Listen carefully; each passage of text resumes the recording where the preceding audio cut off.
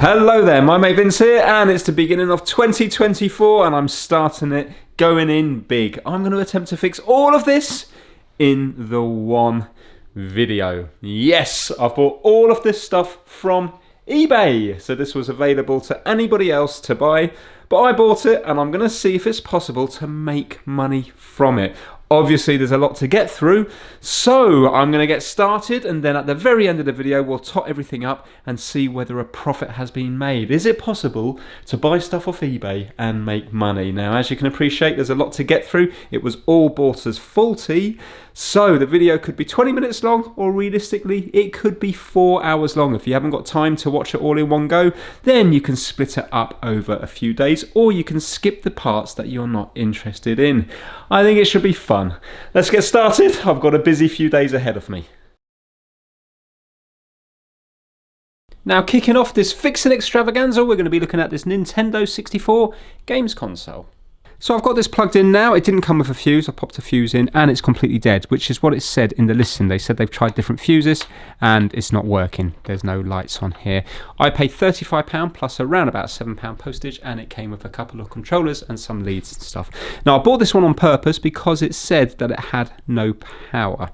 Now, I don't know whether it's the machine or the power supply, but if it's the power supply and if it's the same power supply that I looked at before, there's a very good chance one of the resistors has gone on it. So I'm hoping that I can use prior knowledge to fix this one nice and easy. But I'm only going to know that if the power supply has failed. So let's bring it over to the mat and see if we have any voltages coming out of the power supply. If we don't, fingers crossed it might be the same design on the inside as the one I worked on before, and it could be a nice simple fix.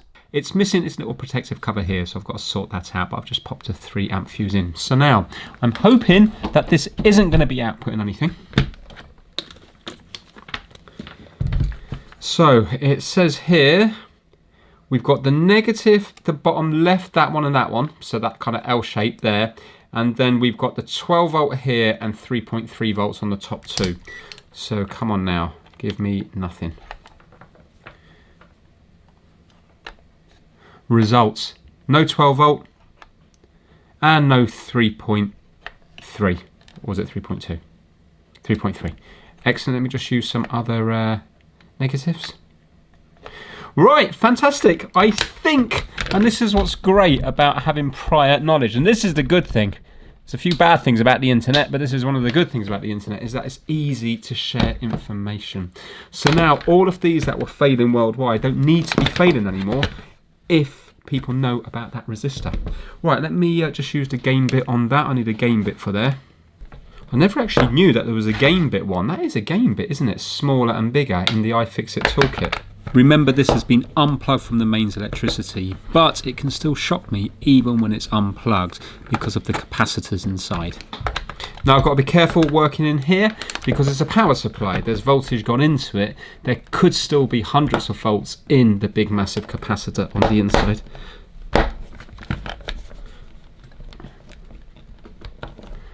I don't think this has ever been opened before. It's incredibly hard to get the screws out. Actually, do you know what I'm going to use? Anders from the My Mate Vince fan club sent over for Christmas a Linus Tech Tips screwdriver, and he chose it in this colour to match my mat. So is this going to fit in here, or is it a bigger one? No, oh god, it's magnetic. Nice. Let's see. There's not going to be a gain bit. Do you know what? Let's put the gain bit. I forgot. I put them all in here, but this is not going to have a gain bit up here, I don't think. No. Let me, because I'll have a lot more leverage on that. So let's put it on the yellow mat and you will see it will disappear. You'll just see a little thing glimmering up here. It'd be nice to have the yellow mat on this video as well. This is where I see the viewership just drop off. Yellow. Kill it with fire! Kill it with fire! It's radioactive! It's a ratchet. And then you do this way and you can go the other way. Then in the middle it's just a normal screwdriver. It feels quite plasticky, truth be told. It doesn't feel as nice as the iFixit one, but maybe it's incredibly durable. When I was at BT, we had something similar. I'm curious if it's from the same factory. It came out at the top here just like that. And you felt it and you thought, this isn't going to last, but it lasted for years and years. I think I dropped it off a pole or something eventually and it smashed, but it lasted for years. So maybe this is incredibly good quality.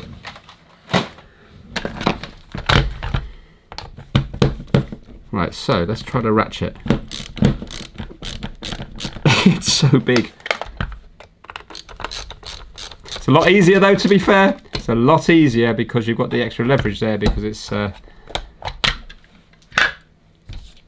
much to grip. Right, okay, I want to be careful here. Where are the big caps? Big cap here. Let me just measure this one, see if I've got any voltage in here waiting to shock me. Here and here. No, I haven't. Let me just make sure. Yeah, fantastic. All right, happy to work on that. Is there any other big caps I need to worry about? I don't think there is. Here we go. Oh my word. Yes, I instantly recognise the board on the inside because you don't know how long I spent on this. As in, I spent days on it. I think I ended up buying 6 or maybe even, I don't know. I bought a lot of power supplies to try to get one on the same because although they've all got the same model number, they certainly are not the same model number on the inside. There's different revisions. So, you know, there's different boards and stuff. But the problem is, I'm jumping the gun here, but I know it's going to be it. Gadget UK did a video recently and he also fixed 3 of these by changing out the same resistor. Under this big glob here, there's 2 resistors. The top one I think is from memory a 220 ohm. The one underneath I think is a 1500 ohm, but I've got to double check that. And they fail because I think it's heat. The heat can't dissipate out of them. They're tiny little resistors, and the way the resistor works is it's gonna change the energy into heat, isn't it? And I suppose with this on it, they can't fully get rid of their heat, and maybe they just overheat over time. So I bet you it's going to be the same problem on this one here. It's amazing the amount of these worldwide that must be thrown away because of this problem here. Right, you see these 2 little boys up here? You zoom right in. These 2. Yeah. Now, they look all gunky. That's just this grey, gloopy stuff. The black gloopy stuff. In fact, on this one, it's more grey. I think it was black on my one. See, it's starting to come off now.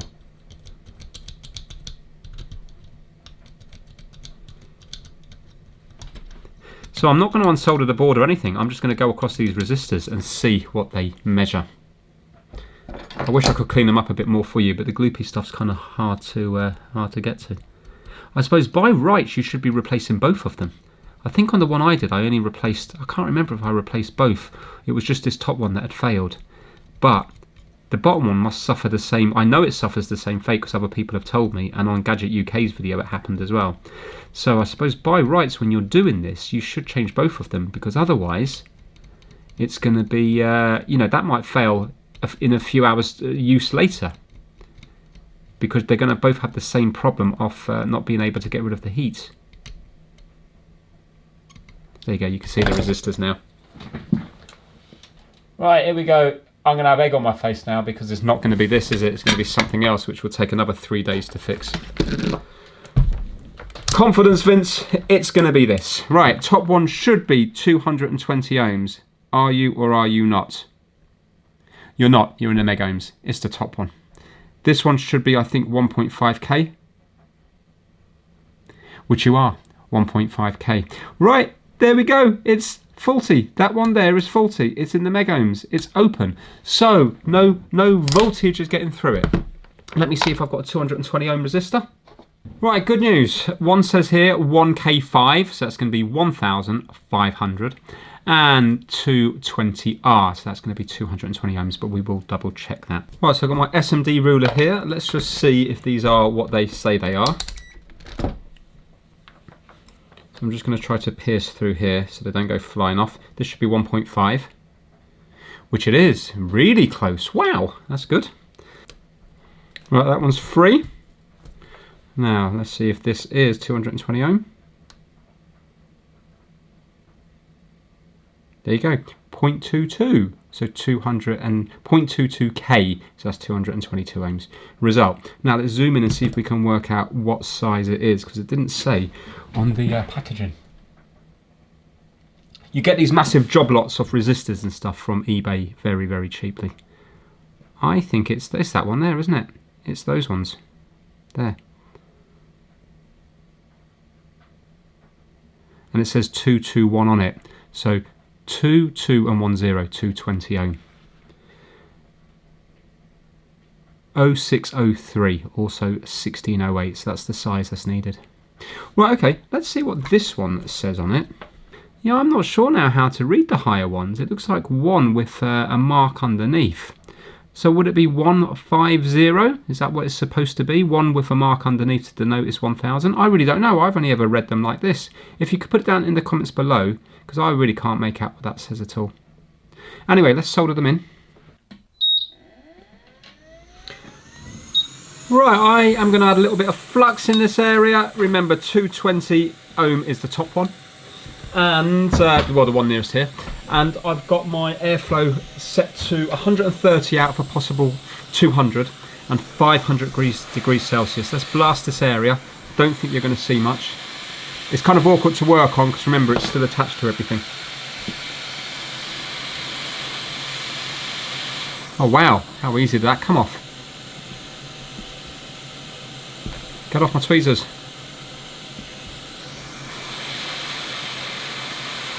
Wow, really, really, really easy. Right, let's add a little bit of leaded solder to that.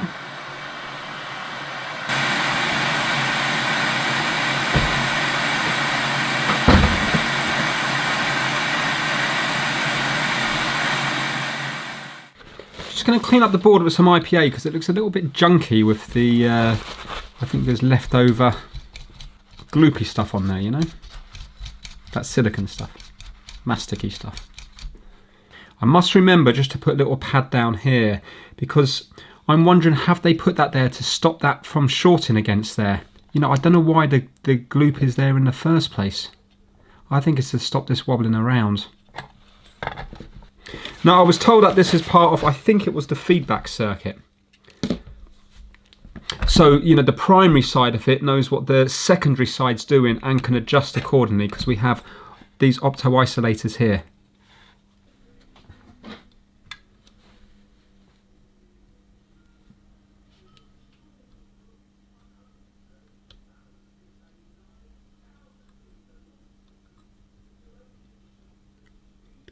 I can't see a thing.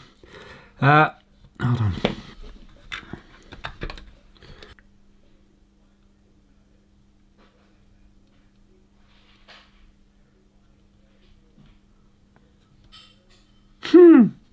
What a mess. Right, let's get some flux on the go. I'll probably have to get rid of one of the solder blobs so the resistor will lay flat and then I can solder it afterwards. Really, I want to put it back on with hot air. Do you know what? Now that it's in that position, maybe I can do it with hot air. I'm going to lower down the airflow down to, because it seems to come off very easy. I'm lowering it down all the way to 80 out of possible 200. Hopefully now it's not going to blow off because it's in the, it's roughly in the right position. There we go. See that moving on itself? Do you know what? I think we're done. That's done. That actually looks quite nice. Right, now let's do the same with this one. This is a 220 ohm one. This will be easier.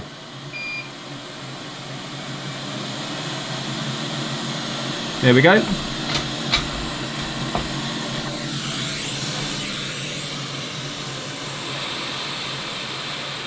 Look at that. See that put into place? That was lovely. Amazing. Right, let's zoom right in and see what it looks like.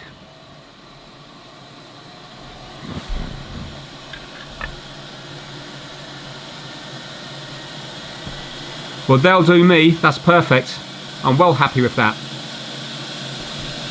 I wish I'd put that one the other way around to match all the other resistors, but it doesn't make a difference as far as it working. It just would have looked nicer if that was the other way.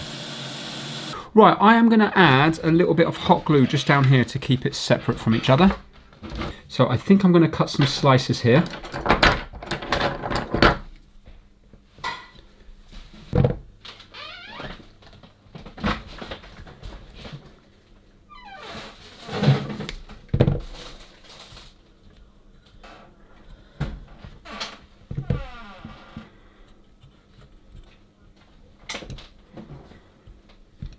And I'm just going to heat up that area to let that glue melt down.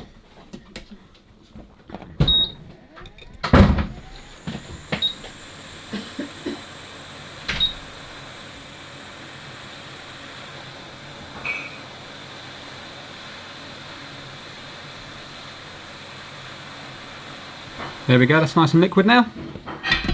And just push this back a bit. I'm just going to hold it there while it dries.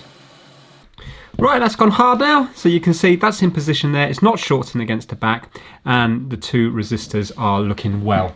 So let's put it back together and see if it's going to work. Right, check this out. Ta-da! Red light, and it's going to come up on screen here. But there's something wrong with this controller, because watch, when I unplug this one and plug in this one, it comes up with no controller in various different colours. So it cycles through different colours. So watch this, and this is the proper Nintendo one. So now when I turn that one on, it says no controller. Okay, we have various different screws at the back here. They look like little crossheads. I'm wondering if it's just the lead.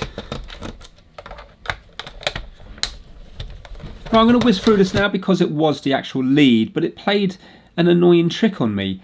Normally leads go not mid-length, they normally go where they meet something. So for example, your charging cable will often go where it meets the phone, because that's where it's doing the flexing. Every time you pick up the phone, it's flexing at that point, because the lead goes from being solid in the phone to suddenly, or the connector, to suddenly flexing on that bit of cable. So if you were to mimic that on this N64 controller, which bit's going to do the most movement? It's going to be the bit where the flexible cable meets the controller, because the controller, the cable can't flex no more, while mid-length the cable's flexing all over the place, so it'll be unlikely to go in one spot. So what I do is I check for continuity from the plug all the way into the controller, and basically there's no continuity on all three wires. What's that about? Normally one wire would fail and then the controller would be put to one side. How did all three wires go at the same time? Really odd, unless somebody threw it. Maybe somebody threw it across the room, maybe they were using it as a lasso or something. Who knows the background of this, but kind of strange for all three wires to not have continuity. I don't know if I've seen that before. Normally one wire would fail, or possibly two, but all three? Sounds weird, because why would you start using it once one wire's failed? It becomes unusable, so I can't see how all three went at the same time. Anyway, I cut the sheath back because I'm sure it's going to have gone by the controller, but the wires on the inside look absolutely perfect. They're not stripped back at all. So I'm like, oh, that's annoying. It must be on the plug side.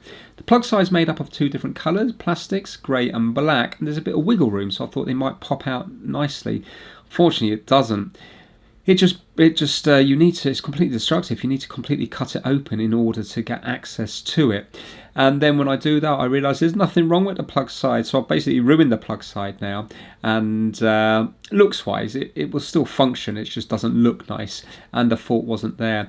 Then I start stretching the cable towards the controller end, and all of a sudden it snaps. So it was gone there. It's just that it looked perfect, so it tricked me. Let me just show you the bit where it snapped. Is it going to pull?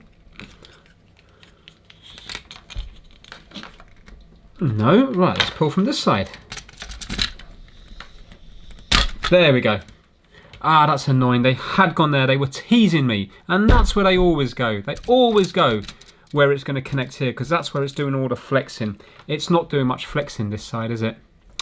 Oh well, okay. I'll cut it back. It's going to be a functional controller, but it's going to look rubbish. Let's put the knot back in this side. Oh, what a shame. So I didn't need to take this apart. They teased me there. It didn't feel, I thought they would have broke easier. I should have given them a better tug. What a shame. Well, that is irritating, but it is what it is, obviously I would have had to repair the cable anyway, but I caused a lot of damage to the N64 plug, which is a shame. But look, the controller will now be functioning, and it wasn't functioning before. So a controller that works but looks bad is still better than a controller that looks good but doesn't work. Now, to put the plug back together, I'm just neatening it up a little bit. I'm just cutting off the rough bits from the grey bit of the plastic, and then I've got these black glue sticks after a recommendation in the comment section, and I really like them because when you're doing something like this, it doesn't matter if a bit of the black glue showing, because it's mostly black plastic anyway, so it blends in more than using clear glue. So I heat that up and then mash it all together. This plug will be working just fine, it just doesn't look good. Luckily though, I worked out later on, when it's plugged into the N64, you can only see the good side of it. So unless you're going to be sat underneath the N64, you're never going to see the fact that the plug is damaged.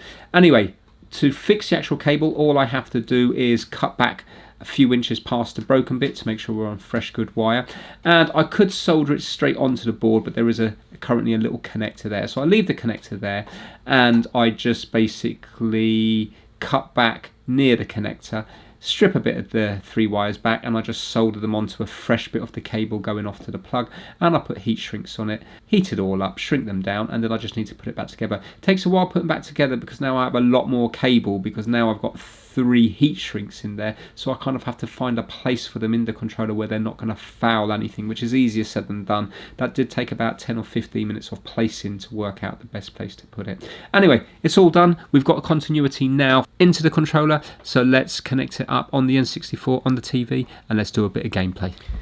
Right, I've just had a go on this F1 Grand Prix and I came 15th after 5 laps. This is the Nintendo controller here. Amazingly, when it's plugged in, the underneath of it is hidden. So actually, it doesn't look too bad. I don't think it would annoy anybody, which is fantastic. Good news is it's not coming up with controller anymore. You know, no controller plugged in, and it appears to be working just fine. Analog stick is working as an analog stick, which is good. Let me just do 30 seconds of gameplay. And look at this, analog stick is working. So if I do it a small bit, can you see it's moving a small bit to the left, small bit to the right, and now a lot. Right, let's see if I can overtake one person. I think automatic braking's on. Seems to brake for me as I go into the corners.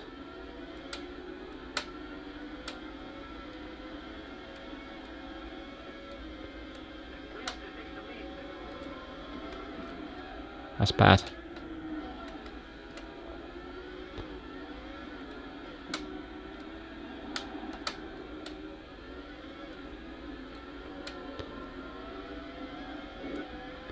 Right, I think we can safely say I won't be overtaking anybody.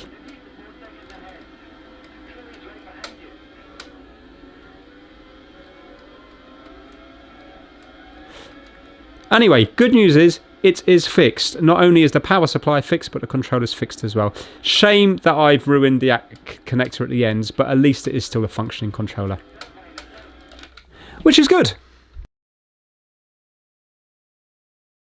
Next up we have this Bang & Olufsen. Ow! That's my sore finger. It's this Bang & Olufsen Biocon 2500.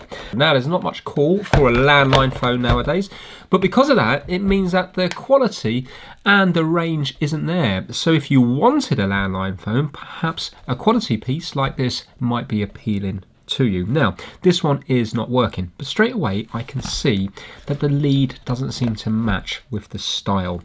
So when I plug it in, it's completely dead. There's nothing lighting up, there's no dial tone or anything like that. Apparently it's like magnetic, and when you do this, it's supposed to cut off the call and, you know, answer the call when you lift it up, but there's nothing happening. Surely this would have come with a black lead or maybe a charcoal coloured lead.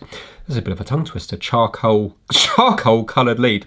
Anyway, everybody's saying that now, aren't they? So first thing that we're going to do is let's have a look at the lead, because sometimes people just, especially when they move house, when I was back at BT, they would just plug in any old lead thinking because it fits it works. But often these would work on the middle 2 pins, but on some phones the phone needs the outer 2 pins to work. On this it's always going to be pins 2 and 5, and you can see little gold contacts on pins 2 and pins 5 there. None of the other contacts are populated. So let's pop this out and see if the wrong lead has been used. Right, so there's middle 2 pins here. Let's zoom in and see what's happening on here. Right, so it's RJ11 and I can see all 4 contacts. So we don't actually know if it's the middle 2 pins or the outer 2 pins. But you can see on this, dial tone's being pushed down the middle 2 pins. I'm wondering if it's the outer 2 pins here. Tell you what we'll do. Let's get our meter. I'm not sure because this takes batteries, but I did have a look at this and I can see that the contacts are missing. So not only have they leaked, but can you see that here we do actually have contacts across, but here we have contacts missing here. So I'm assuming we'd still have dial tone even if the batteries are flat. This must be to store the phone book or something like that, I'm thinking. Let's get our meter. And now that it's off the hook, let's see if we can tell anything on here. So I'm going on the outer 2 pins.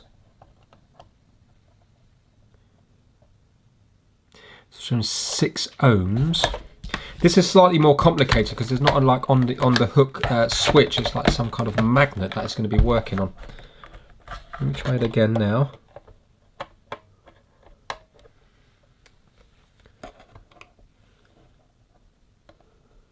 No, it's roughly about the same, isn't it? I wonder is it the middle 2 pins? I'll tell you what we'll do. Let's take it apart. Because it's not working on the middle 2 pins anyway, is it? So let's see if we can find out from the inside what's happening. So it's nice and easy to take apart. There's just some big Phillips screws at the bottom and then it hinges up from the back towards the front. When I look inside, I can clearly see that it's working on the outer 2 pins because they've got these massive what look like resistors, but they're labelled up as L, so maybe they're inductors on the traces that go from the outer 2 pins, and the inner 2 pins are not doing anything. But what I want to show you is I want to show you the reed switch on here, because the handset must have a magnet inside, and when it goes near the reed switch it must be either making or breaking the connection. So you will get reed switches that make the connection when the magnet goes near them, or you can get reed switches that break the connection when they go near them. So it's an interesting way of doing it rather than using an on and off switch. So the reason this isn't working is because on the lead, dial tone's been put down the middle pins, but the phone wants the dial tone on the outer 2 pins. So yeah, let me show you that reed switch. Oh, look, is that a reed switch? Is that a reed switch for this here? Can you see just here? I'm going to say yes. So let's see if we've got continuity through that.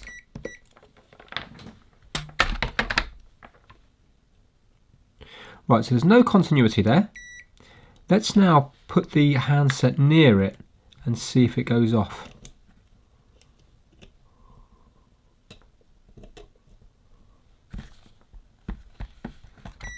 Yes, it does. Look at that.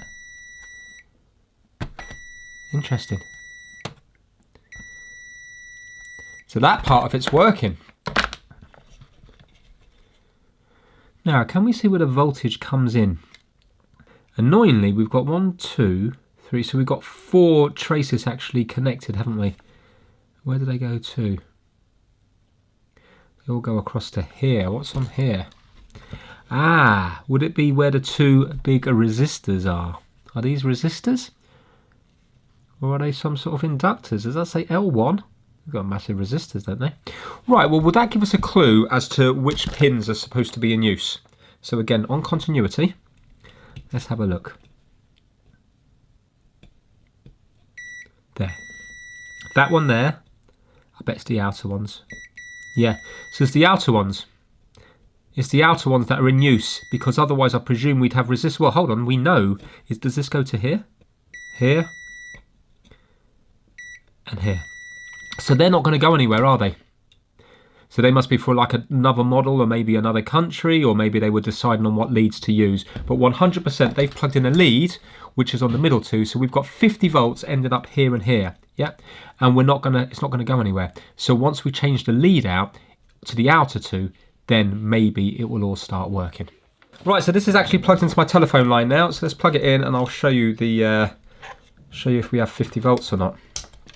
So if we now get our meter.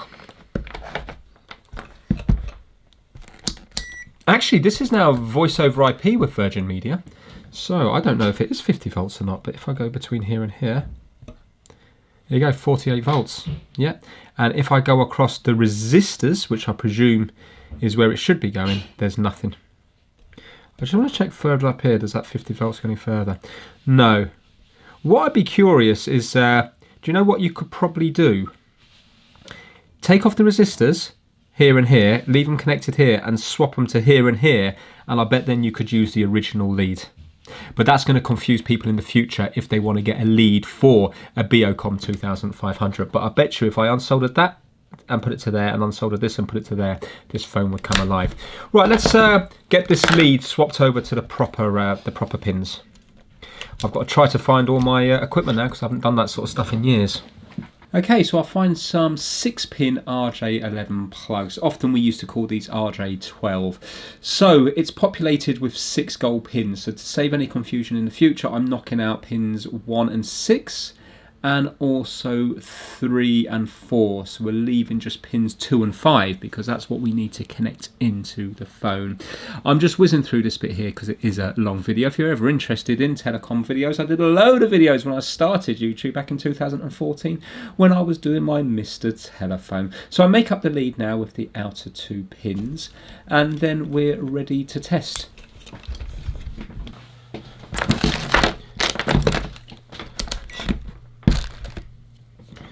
So now on the resistors,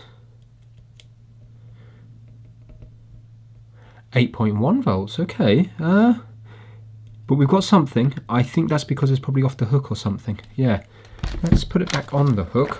Press that there.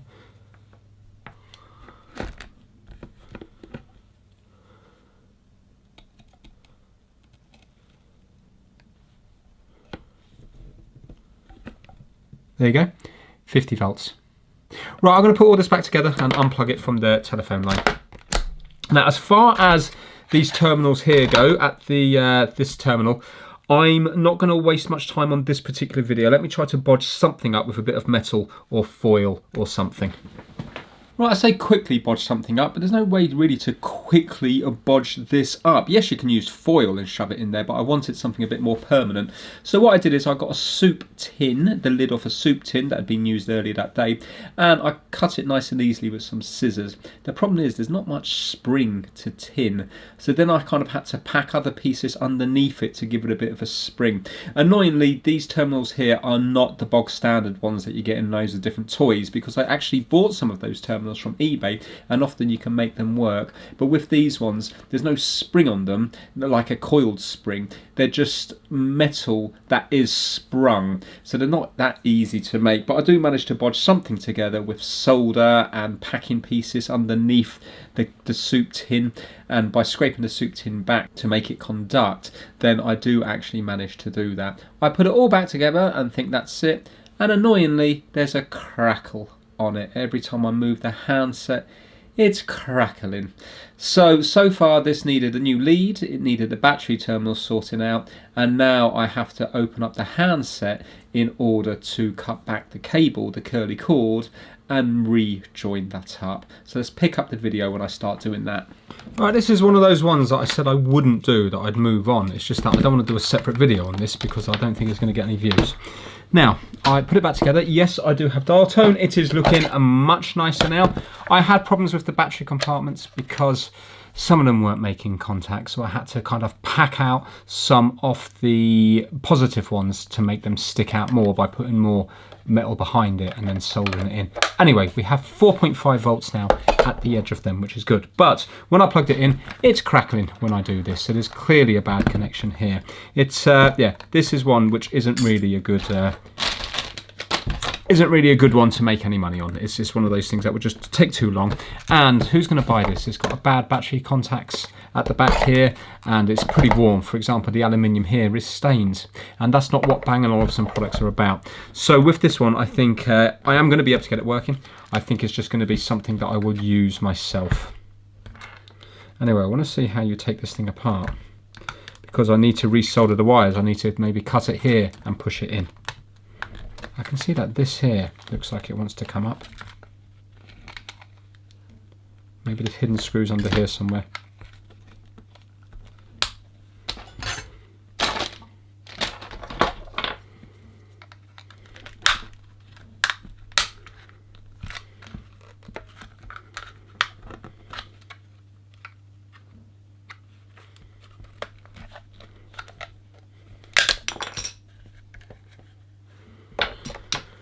Right, well, what was that uncovering?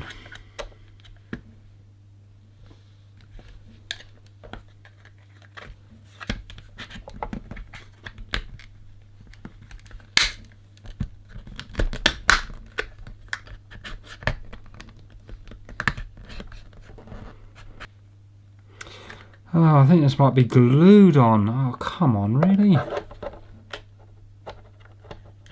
Well, it can't be used as it is because it's crackling too much. I think this is glued.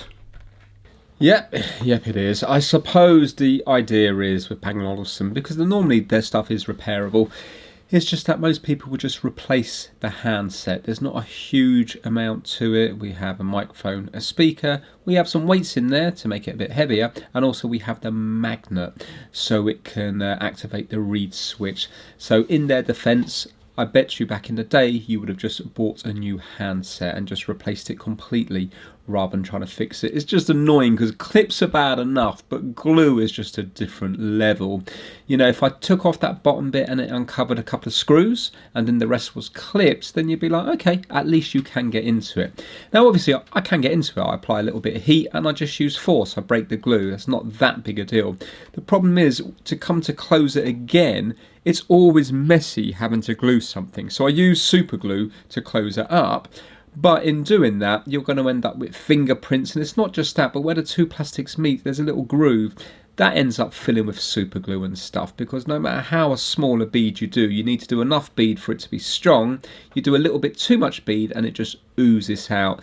And when you try to wipe it away, it just spreads all over your fingers, everywhere. I hate super glue, but obviously it does do a good job on certain things.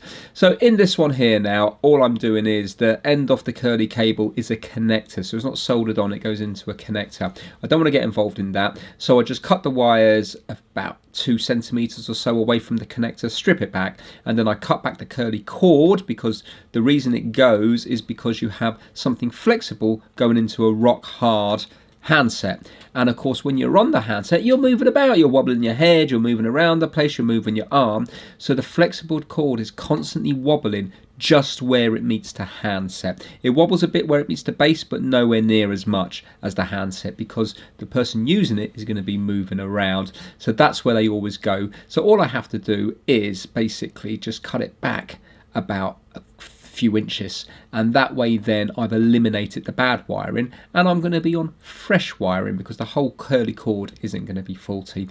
But I can't get it into the connector, so I just strip it back a bit and I solder up the wires and use a bit of heat shrink on it to protect it. And then I just need to glue it all shut, which unfortunately makes the handset look messy. And the only thing that this B&O product has is its looks. At the end of the day, it's just a phone. And if it doesn't look good, well, it defeats the purpose of having it. So yeah, a bit of a failure really. But anyway, I'm going to show you what happens next, because it's not quite over. Well, this one really does deserve its own video, but the thing is I've gone so far into it now, it's really starting to irritate me. So I put it all back together, give it all a nice good clean and stuff, and I had all the numbers here, it looked nice on the display, and I could pick it up and there was no crackling or anything. So far, the things we've had wrong with it are, the lead was the incorrect one, no problem. There was corrosion in the battery terminals, no problem. There was a bad connection here, so every time you basically moved, it went, it made horrible noises. Fix that, the dial tone is now nice and clear. So if you have a listen here, hopefully you will be able to hear it. Yep, so that's all working fine. I've got this disconnected at the moment because I've been trying to fault find what the problem is. It's really weird. I thought, I wonder what it sounds like ringing in, because basically when you have the batteries in, you can go into menu and you can change the ringer melody and volume and stuff. And then I rang in from my mobile and it gave one ring, not here, just one ring on my mobile. It connected and then disconnected without me doing anything. So from my mobile, I ring in, it will connect, and then 2 seconds later, it will disconnect the call without any thing going on here. Yeah, I can dial out from here absolutely fine. So I thought maybe it's something to do with the magnet. Maybe I haven't got the magnet placed properly because I've had this apart. So I opened this up again, just the bottom bit, wiggled with the magnet, and still no different at all. Now I just want to show you what it is, because when I disconnect the ribbon cable, things going up here, the problem seems to go away. So I don't think it's anything to do with the magnet. I think it's something to do with here. So watch this now. I can't show you on my phone, but what I can do is, it works sometimes though, maybe like 1 in 10 times it will work. Let me put my phone up to here. Hopefully you'll be able to hear. Right. And then it disconnects. I don't know if you can hear that kind of vibration, but that's it basically ringing, and then it will disconnect. I'll ring again. It's what I would call ring trip.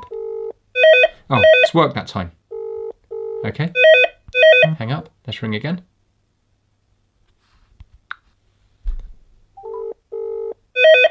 Okay, well, it's working now, but honestly, most times it doesn't work. Let me unplug it and plug it back in again. Been on this for ages again.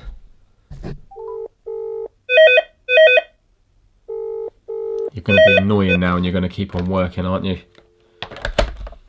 I just want to do it once more on camera. I would say that it's worked about 6 times and it hasn't worked about 50 times.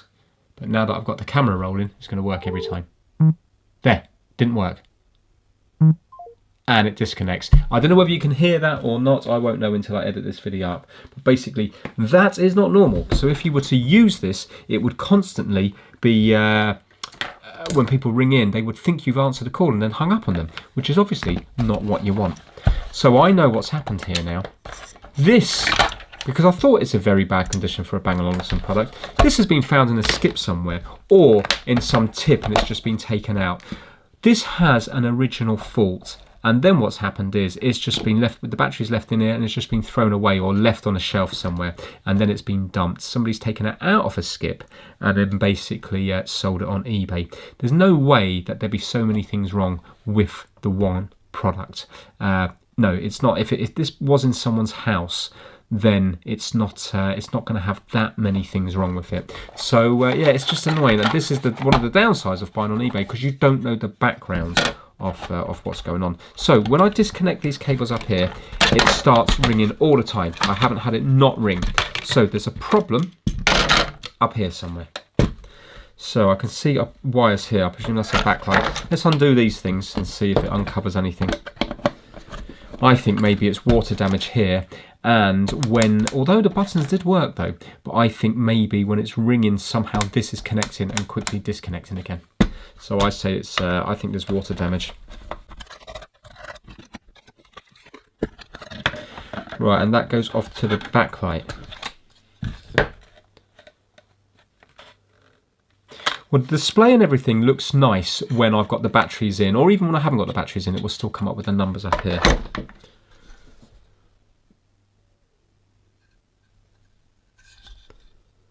There we go. Corrosion. Okay. Bad corrosion. So it's water damaged. Is it anywhere else? England! Oh, of course, because it would be made in Denmark, but I suppose different chips would be for different countries, because it'd be like different voltages and stuff, wouldn't it? Or maybe language. Maybe you can't change the language on this, and this is to do with the language of the display. Right, let's give this a clean with some isopropyl alcohol. But that's very nicely crusty. It's never-ending faults on this one. This is similar to the Rolls-Royce. So I should have just walked away from the beginning, but I'm just so involved now. Apologies that this one's going on and on. I promise the video will get better as I go through it. Now, I take the component off. Well, I clean up with isopropyl alcohol to begin with. Then I take the component off with some hot air. And then I clean up the pads by scraping, using the soldering iron, using flux to get them shiny again. It takes quite a lot of work. I then have to work on the component to get all the black and mess away from that. And then get that nice and shiny again, so it's got a nice clean contact so it can conduct through the legs. I do all that, and then you would think maybe it's going to start working. But the answer is no. I've got the Corda display now working, and the Corda display wasn't working before, so maybe this component is something to do with the Corda display. But yet I'm still getting that weird ring trip where when you ring in, it 9 times out of 10 doesn't ring in. I'd say even more than that, 19 times out of 20. Annoyingly though, when I filmed that bit there, half of the time it was working, but please take my word for it, I had over 70 calls on my mobile phone to my landline number, and it only went through a handful of times. So I do end up looking at the board more. I swap over the bridge rectifiers because I know when it rings, I don't know about voice over IP, but on a normal phone line, before voice over IP, when it rings, it goes over to AC voltage. I think it was about 70 volts or something AC. So I presume that's what the bridge rectifiers are for inside. So there was 2 of them. So I swapped them both over, because then you would think the fault would move to some other part of the phone. It was exactly the same fault. I measured all the diodes. A couple of them looked a bit iffy, so I took them out of circuit, but they were all actually testing fine when I took them out of circuit. Anyway, I did a bit of research online, and amazingly on eBay, none of them sold in this country are working. They're all for spares or repair. You can buy them from Denmark working, but that's going to be working, I presume, in Denmark. All of the ones over here on eBay are faulty spares or repair. And when I did some more research into it, it turns out that there's various forums out there saying that not just this product, but other Bang & Olufsen products have the same problem, where when you ring in, it answers the call and then disconnects the call without the user being aware of anything at all. You know, the user of the Bang & Olufsen phone. So people ringing in would think it's been answered and then hung up. So it looks like it's some incompatibility issue. But there is workarounds where you can add ADSL filters and stuff. So I'll waste another hour messing around with ADSL filters and making up little leads. I still have no joy. But then one person said you need to turn the Virgin Media router off and then back on again. And when you turn it back on again, it will recognize the phone plugged into it, and then it will start working. I haven't reset my router since I've had this phone. So the next part of the video now is actually the next day, and I'm going to show it when I'm about to turn the router off. Looking online, it's a common problem with B&O phones from what I can see. Now, a lot of people can get it to work by plugging in an ADSL filter. Well, I've tried that, it doesn't make any difference. And also, I've also wired up a master socket into the back of the hub to see if it's some weird thing with the ringer. I still can't get it to work, but it is a common problem. So here we've got a BT community page, and on this one, they're explaining the same problem as me, which is basically that my digital voice phone downstairs rang briefly but cut off as soon as the call reached my digital adapter. It showed on my mobile that the call was answered and immediately hung up. That's the same problem, and this is where people are saying to go via an ADSL filter and it should fix it. But I'm on BO World here, and this person here has got this same problem, and it says my old phone lines have now been phased out, which is the same as me, and they've connected it via the internet router, voice over IP, and basically it's making external calls fine, but nobody can phone me. It rings once their end, not mine, then drops the call. I've tried an ADSL filter with no joy. Now, how they got it to work eventually was to reset the phones on the router. I think they didn't say they turned it on and off. I think they said that they, what do they do here? I solved it by restarting the modem while the BO line connected to it, and then it says here that they're with Virgin Media. So he unregisters all the phones, he unplugged the PSDN line, he plugged it back in, and he registered the phones. Now, I'm not 100% sure how to register phones because I haven't had to do that. But what I'm currently doing is I've got it plugged into my router. I've now unplugged the router, and I've plugged it back in again. So I'm hoping now, once it boots back up, it might well register. Basically, the bottom line is there's nothing wrong with this. It's an incompatibility issue. So if this doesn't work, I'm walking away from it. I'm sure if this was plugged into an old Virgin Media line or BT line, a PSTN, I think it would work. But because it's plugged in via a voice over IP, there's obviously some incompatibility because these now are over 20 years old. So the voice over IP wouldn't have been in mind when this was being made. So I'm just going to start filming again in a few minutes when the router's reset itself, and then we'll see if it starts working. Okay, my Virgin Media router is now back to normal again, and I have dial tone. Let's ring in. My phone's just off camera here. Come on. No, one ring, it answers. 2 seconds later, it hangs up. How irritating is that? So resetting the hub didn't make a difference. I'm just going to hit that top button while ringing.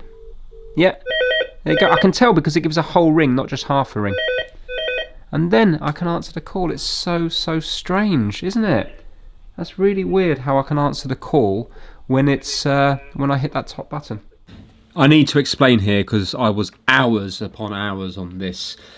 I worked out that by holding down that top button, it would always ring in. That button is what you would use if it's off the hook and you make a call, and then you want to, without putting it back on the hook, you would hit that button to make another call. And for some reason, when I hold that button down, it rings in fine. But obviously, you can't use a product because you're not going to sit there all day holding out that button in the hope that somebody's going to ring you. Now, I was thinking I might be able to bodge something up where you can just make those contact all the time, but the phone's not functioning properly when that button's down, you know, when you want to dial out and stuff like that. So that isn't an option. Remember, a lot of this video has been cut out. Ah, what a massive waste of time. You know, I don't think I've ever come so close with all my time at BT as to doing a Harry, an inanimate object on this. It would give me great pleasure just to do that repeatedly until there's just little shards of plastic on the floor. Oh my God, that's annoyed the hell out of me. I'm moving on to the next item. I am going to wrap this up. I'm going to cover it up. I never want to see this thing again. How irritating is that? But I'm sure it would work if I put it on an old PSTN line. It's some incompatibility with VoIP. I'm sure of that. What a massive waste of time. Can't sell it, can't do anything with it. It's just a lump of plastic. I suppose somebody could use it as a prop. Oh, dearie me. Right, let's move on. Okay, I'm just jumping in from about a week later, and I gave this to my good friend Dan. He's still got a standard BT PSTN line. He didn't get moved over to VoIP, not just yet. And he plugged it into his standard PSTN line, and guess what? It works. So it is an incompatibility with VoIP. If any of you guys understand why that is or know why that is, please let me know, because this isn't just happening on my phone, it's various B&O phones, and I presume other phones as well. What is it which is causing a ring trip on it on VoIP? I really don't understand it, because I left BT so long ago now, and this wasn't an issue back then, because the only VoIP lines were things like Vonage and stuff that you plugged in to your router while you still had a standard PSTN line. So yeah, please let me know if you know, because I'm really curious. Anyway, let's move on to another item. Right, I'm going for something easy. Surely a Nintendo dog has to be easy. Right, next up we have this lovely looking pup here called Nintendogs. So this is the golden retriever one, I think. And Nintendogs was a game by Nintendo made on one of the DS's, you know, with the stylus, and you could do different things, and it was supposed to be like one of those cutie type games. Now, this one here is bought faulty from eBay, around about £20. It wasn't that much, but by the time you add on postage, obviously it whacks the price right up. And I believe when you press the port, it doesn't do anything. But it looks immaculate. I feel almost bad putting it on the mat. Looks brand new. It really does look brand new. Right, paw. Can't feel anything in that paw. I can't feel anything in that paw. Oh, hold on. No, I can feel the wires. I can't feel any button. So how is this supposed to work? Let's get some batteries in it. Let's see what it's doing.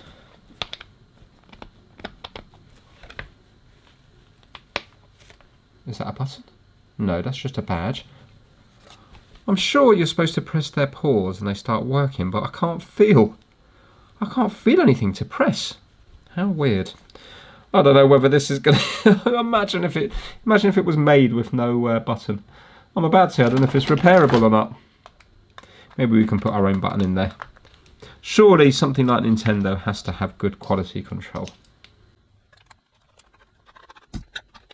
Right, this looks like it's never been used. There's no signs of leakage or anything. Everything is absolutely immaculate. Now, do we have a power button? Yes, we do. Demo and play. Well, I could be lucky if it was a fault in here, because then I wouldn't have to get involved with trying to do stitching, because that's something that I can't do. Alongside B&O phones, MacBooks, PlayStation 5s, Rolls Royces, just to name a few. Well, oh, here we go. Right, what did I press there to make it work? It feels like there's something in the ear. Hold on.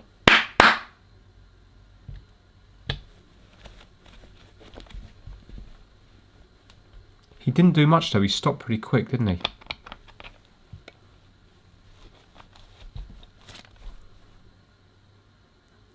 Definitely feels like there's a button in the ear. Right, let's go to demo.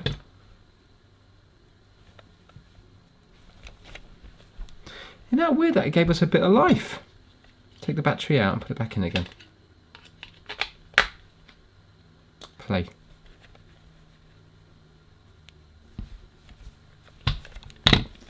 Let me just look up the instructions, 1 minute. Well, there's very little info. I can't find any instructions. There's 2 videos. One of them whacks it on the head. There we go.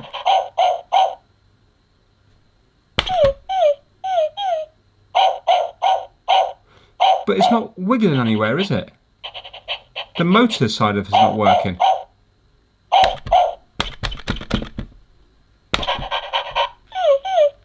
Kind of strange that you have to whack it to make it work. You think it'd be something more gentle, like a stroke or something. And the other one grabbed the paw around here and it started to work. Right, I think... Oh, here we go. Now it's working. Do you know what this is? I know what this is. This is because it hasn't been used in so long, the motors have seized up. So once we get it working, I think it will keep on working. So...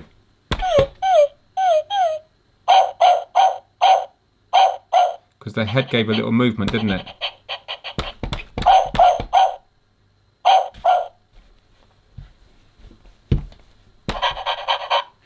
There we go. Head's moving now. It's got a bit of a click to it.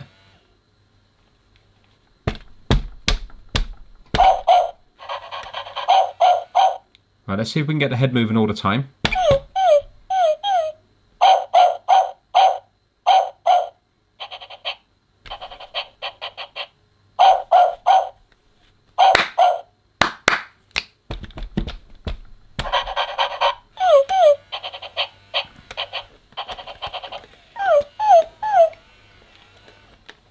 Try to get everything going.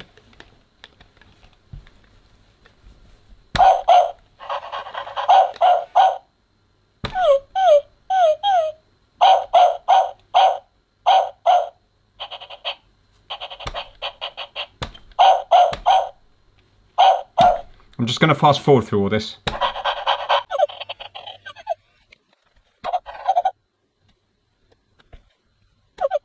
Right, it doesn't explain why this button's not doing anything. So first of all, I think it's going to be a button problem.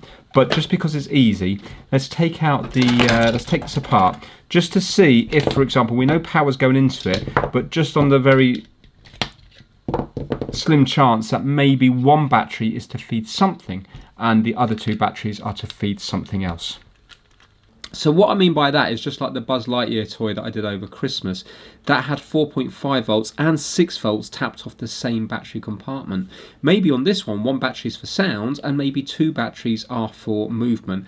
And let's say if there was corrosion or a bad wire or something, maybe that's why the head's only given a bit of a movement, but nothing else is giving movement. It looks like the legs need to move, the front legs, and it also looks like the tail needs to move. Now, as it turns out, it's absolutely fine in here. I can't see what's wrong with it whatsoever. So I go back to my original thinking of motors are seized up. This thing does look brand new. Maybe it's just been sat there for years. And often with a motor, it needs a bit of a kickstart. If it was in use every day, it'd be fine. But if it's been sat there for ages, it might be slightly oxidized where the contacts are in the motor. So if we can just move the motor a bit, hopefully it will go onto a clean bit of the contact on the inside, and then it can start working. Or if we can do it like forward, backwards, forward, backwards, forward, backwards. And it's interesting. I can't get into this without doing a little bit of unstitching. But luckily, I only have to unstitch the pouch at the bottom. And then it starts to give away some of the secrets off the inside, and we can see that one leg is moving. It's just like the springs come out from it, but the other leg isn't moving at all. Also, the tail isn't moving, so we have to look at that. So let me show you this other leg that's not currently moving. Right, let's just see if that's it, in case, like I said earlier, the motor was just on dirty contacts because it hadn't been moved in so long. Let's see now, are you going to do anything? Oh, did you see that? Did you see that move? I seen that move. Put on demo. Look at that! You beauty! We didn't have that before. It's doing more now. It's doing more now. Now, let's get this thing moving. It's got some like weird crystals in. What are they? Yellow. It's odd. Rock hard. Bits of sort of glass. Looks like amber. Very strange. Right, I'm happy that that's moving now. So now let's move on to this side. See if we can get this leg working.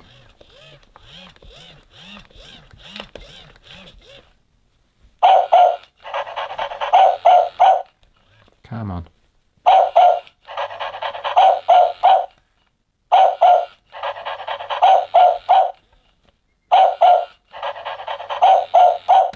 It wants to go.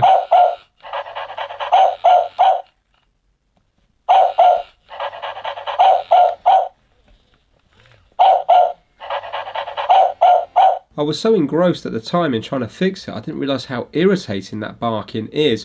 Right now it's going through me. So basically, long story short, it is just a case that the motors were a bit seized up because they haven't been used in so long. So I get this leg working by massaging it forward and back for, I don't know, like 5 or 10 minutes or something, and then it starts to move. The next thing that isn't moving at all is the tail.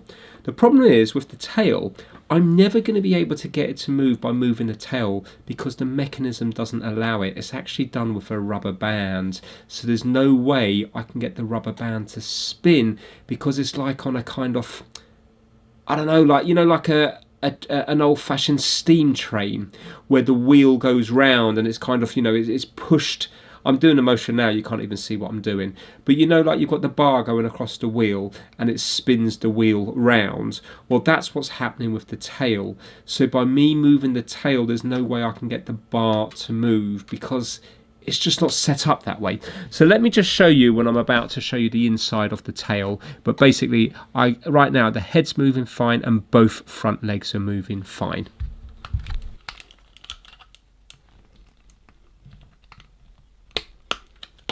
Here we go. Oh wow, it's a rubber band. Okay, so how does that... Oh, and it just works like that. So that spins. So why are you not spinning? Let's take off the rubber bands. Now let's see now if I spin that whether it's going to start going.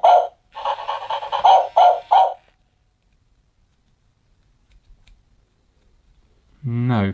I wonder, does the tail only wag every now and then? If we were to put a bit of voltage in from our bench power supply, let's see what it is going to do. I'm only going to do 2 volts. Let's see if the motor starts kicking in. Now, should I unplug it from here? Yes. So it is this one here. Now, how do I know which way that goes in? Oh, it can only go in that way. That's fine. Right. I'm enjoying this one more than I thought I would. So let's see if it starts spinning.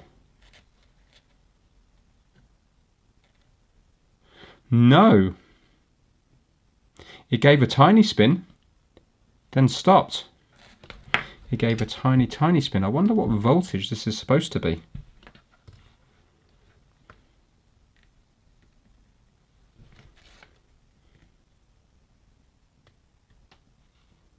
Nothing. Nothing. Okay, let's up the voltage a bit more. Let's go to 3 volts. Let's see if we have any life in it.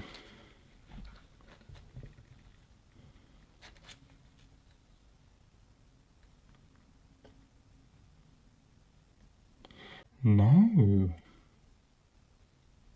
It gave a tiny little something, but then stopped. And it doesn't matter if I'm going forward or backwards, it's not changing.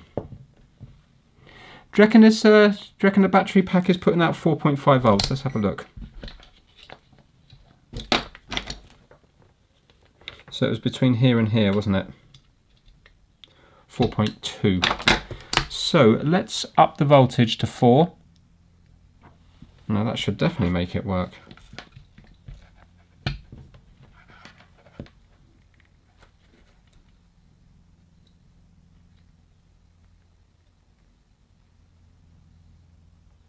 No.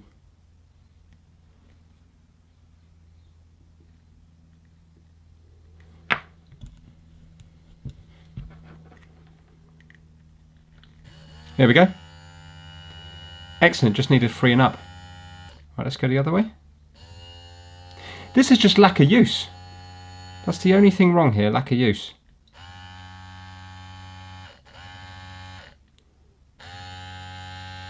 I love kickstarting motors like that. I know I mentioned it in a recent video, but I had to do that a few times in the Rolls Royce that I'm working on. If you haven't seen those videos, I do highly recommend them. Right, now let's see if... So that plastic stuff's come from here, you know, that amber stuff that I said, it's just from connections around the place. Right, let's see what you're doing now.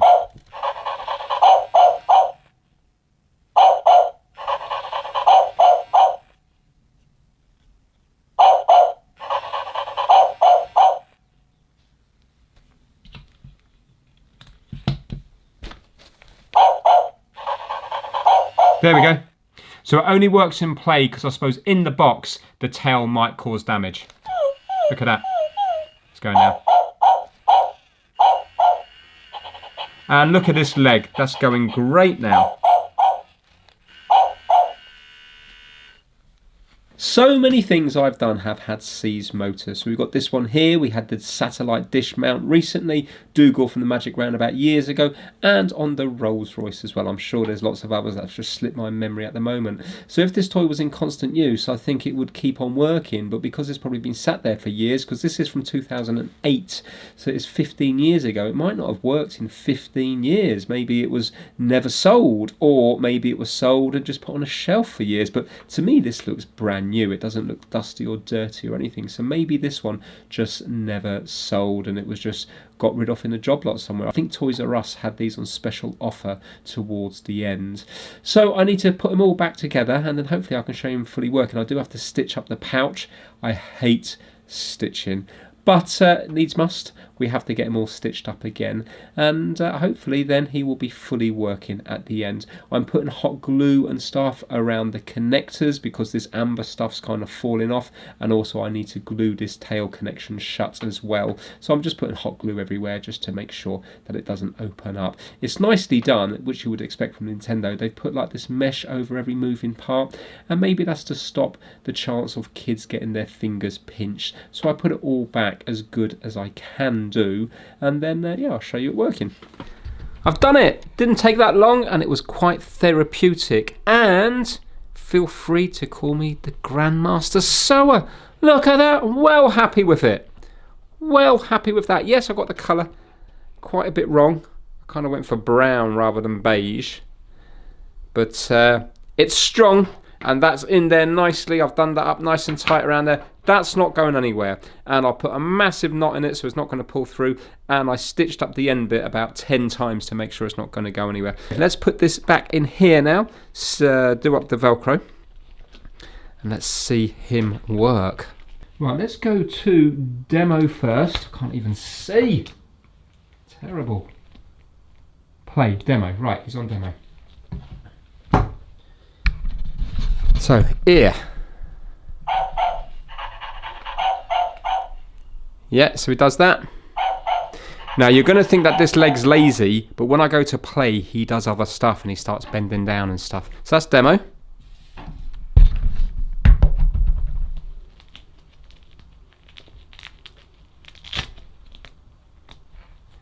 And this is play. Now, look at him go. Ready? Check this out.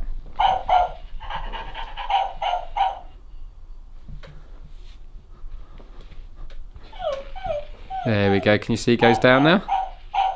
Look at that. How good is that? Look at the tail go. You can see both legs fully going now. I wonder, does he go longer if you make noise?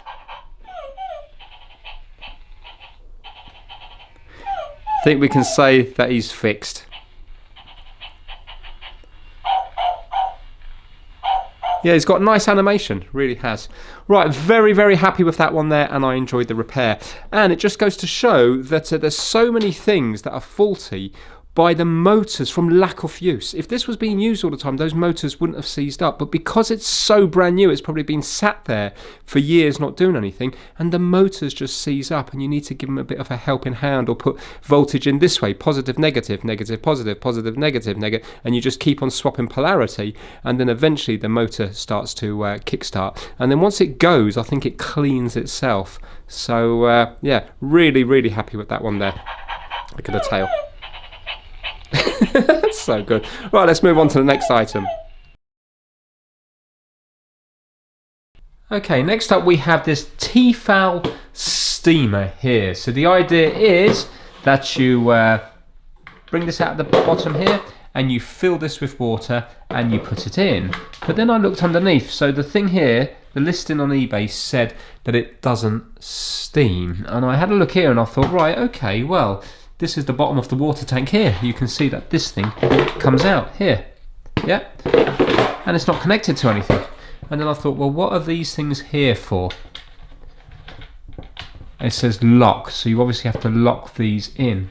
And then I watched a review on YouTube, and basically there's supposed to be a filter type thing here, some, I don't know, like decalcifier or something that goes on here. So obviously it doesn't matter what this thing does here, it can't draw any water from here because this doesn't go anywhere. I presume it goes through the filter and it must go up through this hole in here. Now, I thought no big deal, I'll buy myself a new filter, because look, these are still for sale now. You can see Prime is going to arrive in a couple of days and it's £300. Yes, it comes with a stand, but that is the same thing as this, the black and copper. But check this out, if I actually go to buy a filter, they no longer exist. So you can see from the Tefal website here, it will say no longer supplied, item no longer available to order, and I've gone across all the ones here. This is Tefal in Ireland, it's also the same thing. It says it's no longer available to order, and they don't give any alternative ones. Even the USA one here, yeah, still says that it's no longer available to order. So I've had a look through, and I've even gone to AliExpress, because come on, AliExpress, always going to find something, yeah? But look here, sorry, item temporarily unavailable. So what's that about? They've made it obsolete by not making the filters anymore. That's really, really bad. Yes, I could buy another 41 on eBay and swap it over, but then it means that you could only ever use one of them for spares. So it's such a shame. I will keep looking, but I've spent about 20 minutes now and I can't find anything, which is a real shame. Let me check this one here. This is Australia. Maybe I'll have to get it all the way from Australia, which is ridiculous. Email us to order, you see. So I presume when you ring them, it's not going to be available. What on earth? Right, more research, but yeah, can't do anything with that one. Real shame, because it does look in very good condition. Now, next up we have this DeLonghi Magnifica S. These are still currently available for sale in places like Argos, for I still think they're about £300, but we'll check that out later on. I bought this for roughly around £80, and to me it looks nearly brand new, because I've already done one of these on my channel, and this one is in much better condition than my one, because my one has had a few months use now. So it all looks very, very, very good, but it has got signs of usage, because I can see some coffee beans just in here. So this one, it says in the listing that it's faulty and that it might be the water pump. So I'm going to add some water to it, turn it on and see what it does. And then when I work out what the problem is, I'll let you know, and then we'll see if we can fix it. Right, well this is good, but it's also not good for the purpose of the video. I dislike it when I buy stuff that's working because there is no video there, but at the same time, it is a roughly £300 device for 80 something pound. I don't think there's anything wrong with it. I think it's probably sent back through to bad settings. For example, I was confused as could be when I got this, but it's only because I've used it every day now for quite a few months since I fixed the one that's over here. you can see it's the same one, that I now understand what's what. So very often when you're using it, you might want to, somebody might kind of turn this down to here, and then it will blink up like an error, because what it's expecting is it's expecting you to put ground in through the chute here. While when you're doing the beans, you've got to put it to here. Otherwise, it will flash that there's an error, or you put it to whatever you want there. So it's quite a fussy thing, but let me just roughly show you how it works. I'm just using the old beans that's in the back here. There's still a few hanging around there. So let's say if we wanted just to make a small one here, you can see I've just made some here, but when you hit this one, you can hear it's grinding up now at the back. And now the coffee is going to start coming out here.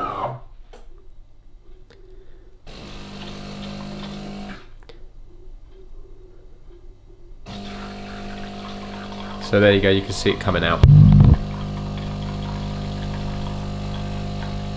Now maybe there's faults I don't know about, but what I normally use is this, and then I've used a frother here, and it is frothing milk. You can see it's still frothed up from a minute ago.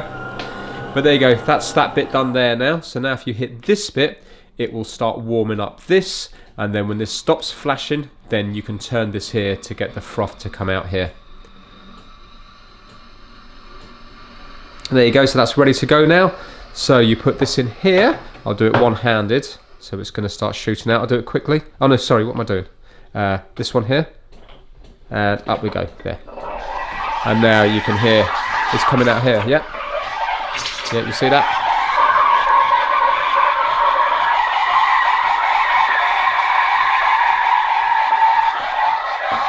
And that froths up the milk for you. Right, I'm going to have to, well, obviously that's not how you do it. You use two hands, it's just I'm filming with the other hand. And then you pour that into your coffee and you are done. But you use a nicer mug and then you froth it up. And that's your coffee there. So this appears to be working. Let's turn it off and see if it cleans out the nozzles here.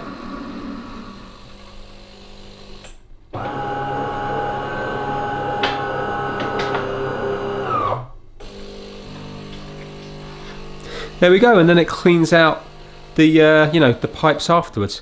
And next time you turn it on, it will clean out the pipes again, which it did. So as far as I can see, this is working fine. Yes, I haven't tested the ground and I haven't hit every single button on it, but as far as I use it, it seems to be working fine. So yeah, good news. It doesn't look like it's faulty. I just have to find a new home for this one. So yeah, let's move on to the next item. Right, next up we have this Aurora by Aqua Optimus. So basically what it is, it heats up water, it chills water, and it filters water all in one go. Now watching a very quick review, it looks like the idea of it is instead of heating up the whole kettle, you only use the hot water you need. Personally, I don't know whether I would use one of these over a kettle because it takes up quite a lot of room, but maybe if you wanted your filtered water, like your cold water, if you haven't got a fridge that does that, I haven't. And if you don't like boiling the kettle, then maybe this is more energy efficient, and also maybe it heats up quicker as well, because it says that hot drink in under a minute, and my kettle would definitely take longer than a minute. Anyway, I bought both of them from eBay, 40. This one with all the accessories was £29. Apparently the problem with this one is it cuts the electricity when it's plugged in, so I'm not going to plug that one in. And this one doesn't turn on. This was £17, but this one hasn't got any of the accessories. So by the time I buy this big container at the back here and the front here, it's probably not going to be worth anything once I've paid for those items. So I mean, you're not probably going to get your money back. So what I'm going to do is try to make one good one out of the two of them. So yeah, it should be quite interesting to see what's what. So I'm going to plug this one in because apparently it doesn't turn on. Maybe it's a problem with the touchscreen here, but this one looks like it's had use, while this one doesn't. This one still has the little sticker on this bit here. Yep, and it just doesn't look like it's had use. It looks absolutely immaculate. So let's plug this one in and see what it's doing. Right, we are plugged in. It's also missing the lead as well, so you'd have to buy a lead for it.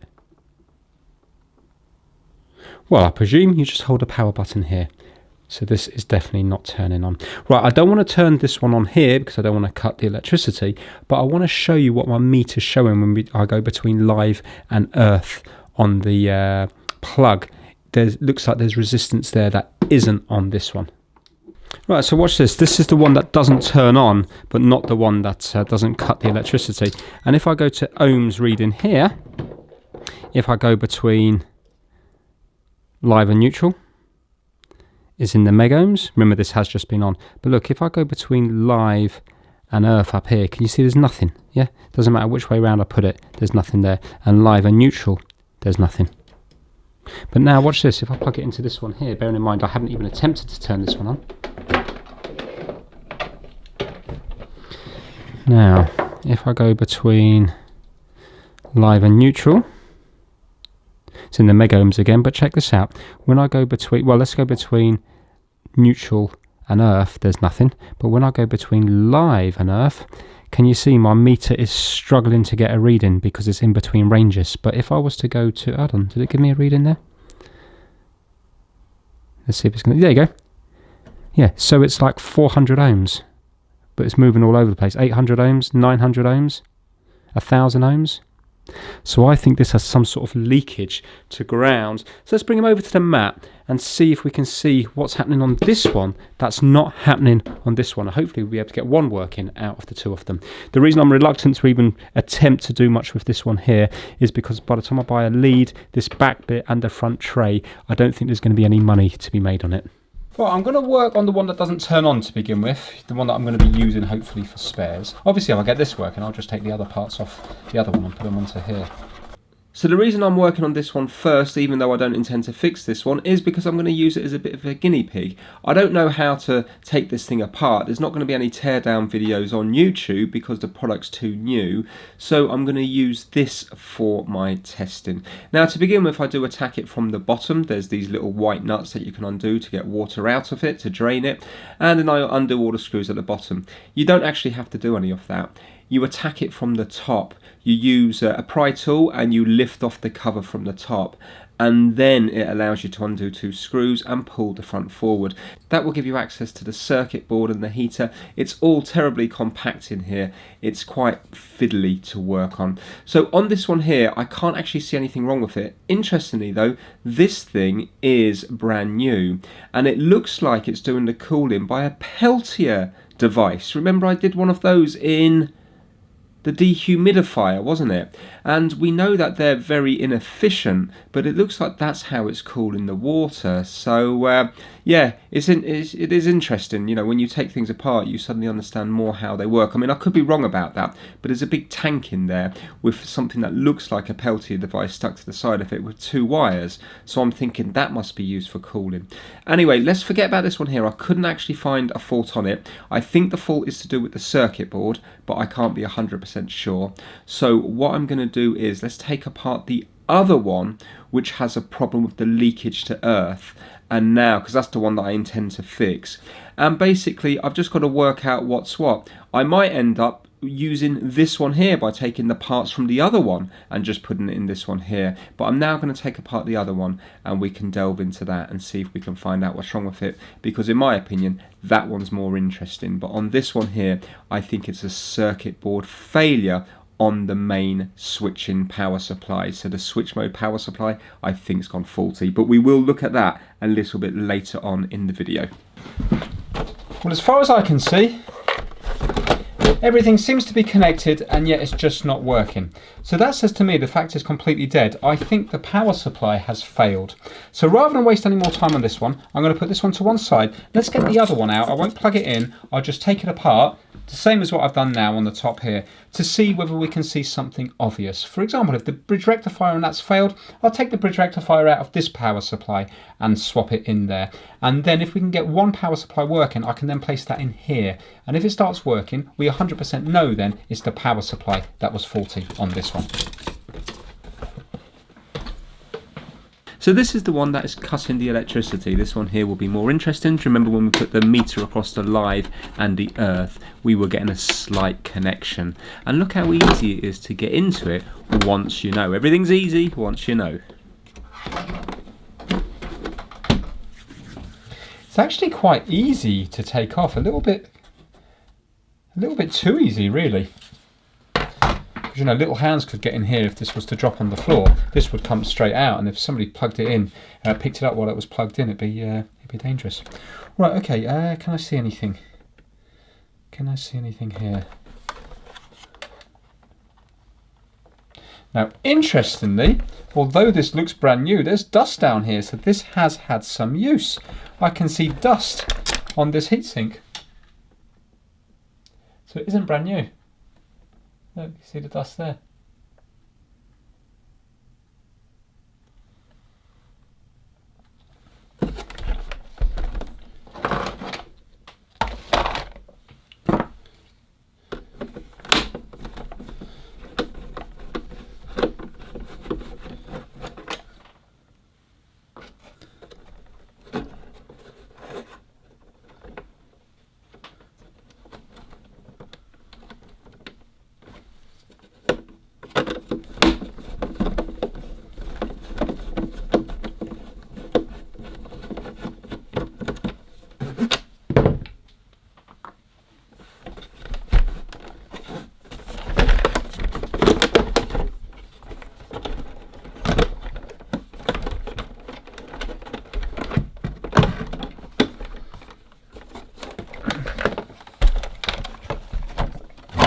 Yeah, look at the dust here on that.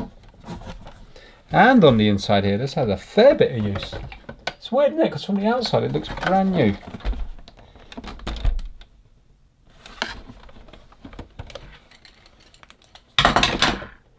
All along there and there. But I'm not going to get involved with emptying the water out on this one. Right, so as far as the sort of heating circuit goes, it comes from the board and basically goes to this one here, and then this one goes to here, and then we have another connection here which goes to here, and then this one goes back to the board again, I think. Yeah, so it looks like it has to go through all of them, but it should still turn on even if it wasn't heating, shouldn't it? You know, on the other one I'm thinking about. Well, I think I'm going to take the board out on this one as well, because I can't see anything that's wrong.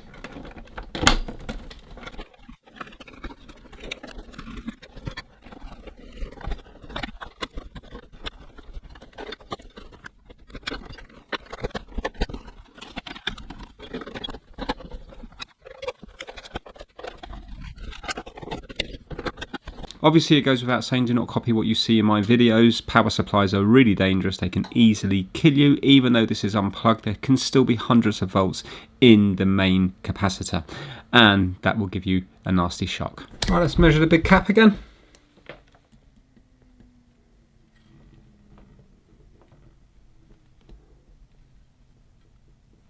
Right, I don't think there's anything in there. I'm pressing down pretty hard. I think that's okay. Right, now fuse is here.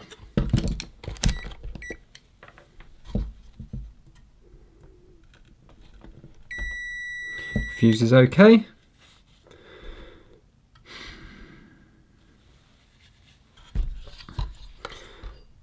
So we were coming up here, weren't we? We seem to have a short between the earth and, was it the live, which is this one here.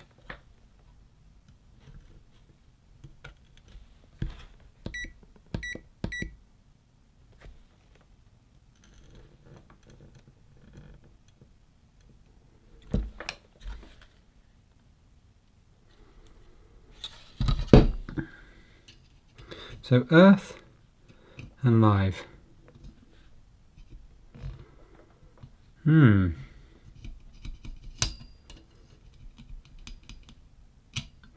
Well, I can't see anything there. It's not doing that auto range thing anymore.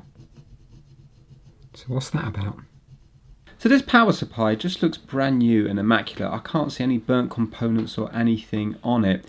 I think, because I haven't actually verified the fault, I think I'm going to put it back together and I'm going to plug it in just to see if it's tripping the electrics on mine, just in case when it was tested originally it was plugged into something else that was faulty, so I kind of want to verify the fault.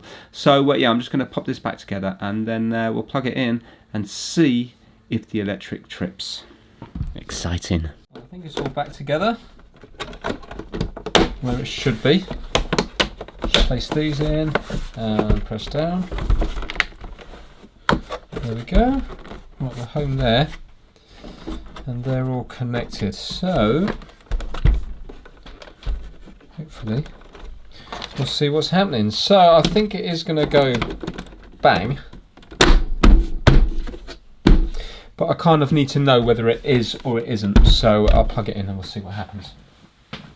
Now I'm sure it doesn't make a difference if this is on or off at the back, but just in case there is some weird sense switch or something here, I am going to place that on at the back there. Okay, here goes. I'm going to plug it in here, and now I'm going to reach over and plug it in, and we'll see what happens. You're not really going to see much, but we'll see whether everything goes off or not. Here we go, ready? Oh, wow. It came on, but yeah, the lights have gone off. So it has killed the power. The weird thing is, the fan did come on for a minute. Yeah, so it's it has shorted the electric. Okay, let me get all that set back up again. Right, I've just unplugged this here. I think we should take this off again, and I think what we should do is, I think we should disconnect everything from that board apart from the incoming things. So just have the, trying to think now. Because maybe, for example, the heater's putting a fault on the line, and then bit by bit we could maybe, well, if the, I want to know, is the power supply itself faulty, or is it something connected to the power supply? So if I was to unplug all the top things from the top, right, I'm going to leave it like that now. I will leave the heater wires connected. So right now the only things connected to the board are the power into the board and the heater. Now I suppose really we need to disconnect that heater as well. It's just very hard to get to.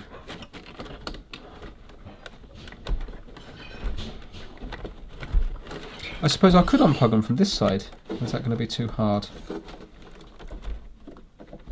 No, they're welded on there. Right, I'm going to try to tie these up here so they don't go anywhere. There we go. Right, let's pop this back on.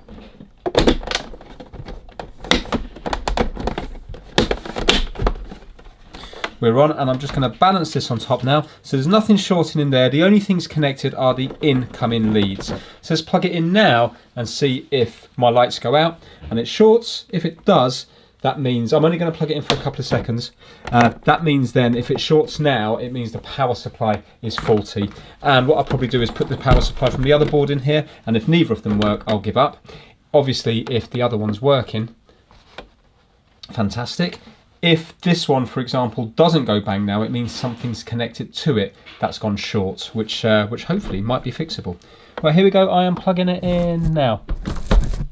Right, excellent. I'm unplugging it. The light stayed on, so it's not the power supply. It's something plugged into the power supply. That's really, really good. Now I've got to be careful because we're going to have power in that power supply now, aren't we?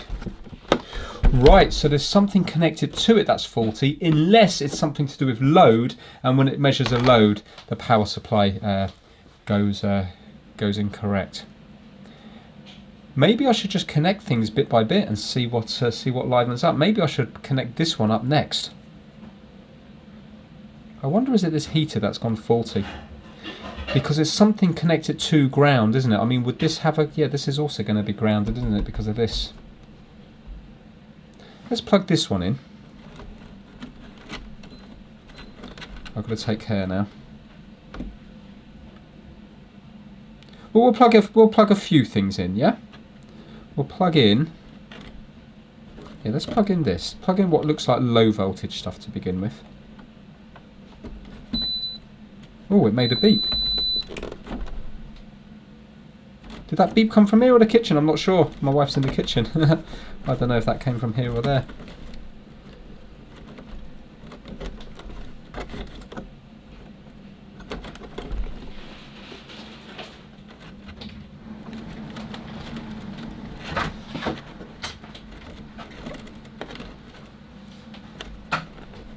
Right, so we've got the front panel plugged in now. I wonder, would it come to life here at the front then when we, will we get some sort of red light or something? We'll give it a go.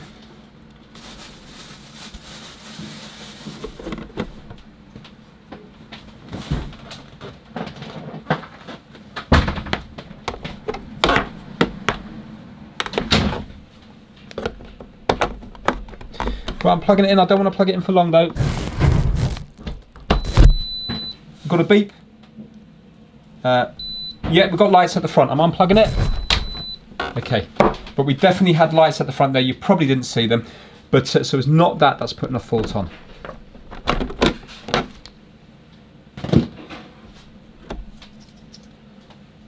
Let's try plugging in all these low voltage ones.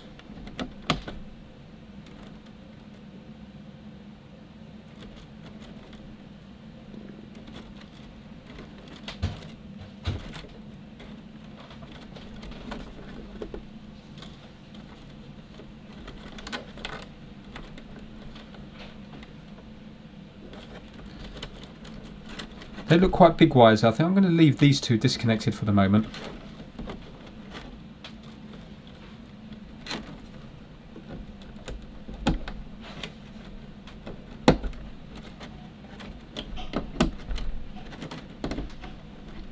All I'm trying to do is a process of elimination, you see.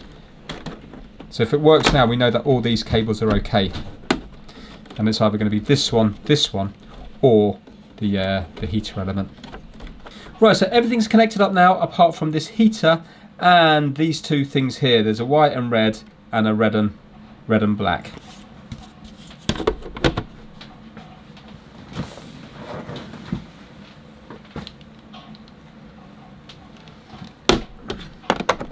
Right, let's see if the lights goes off. No. And yeah, lights have come on. Okay. Unplug. Unplugged again. Now I suppose we have to connect up these ones, and then the only thing left disconnected will be the heater element.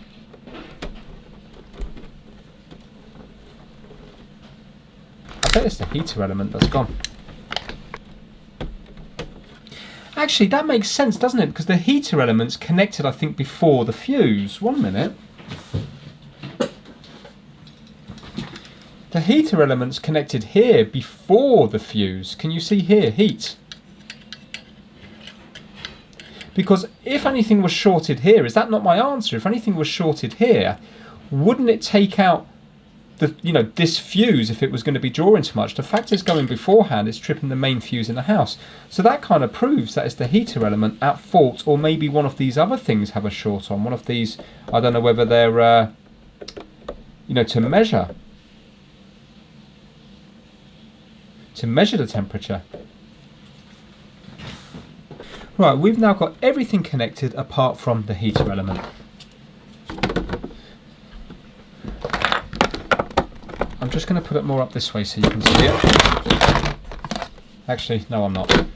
Let's just leave it there for a moment. I'll lift it up when it's on.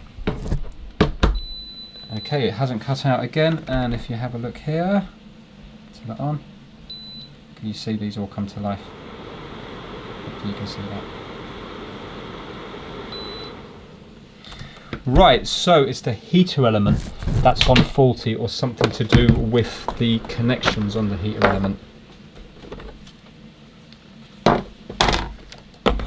Let's go to the body of here, because look, we have a ground here. So let's see if we have a short between ground and here.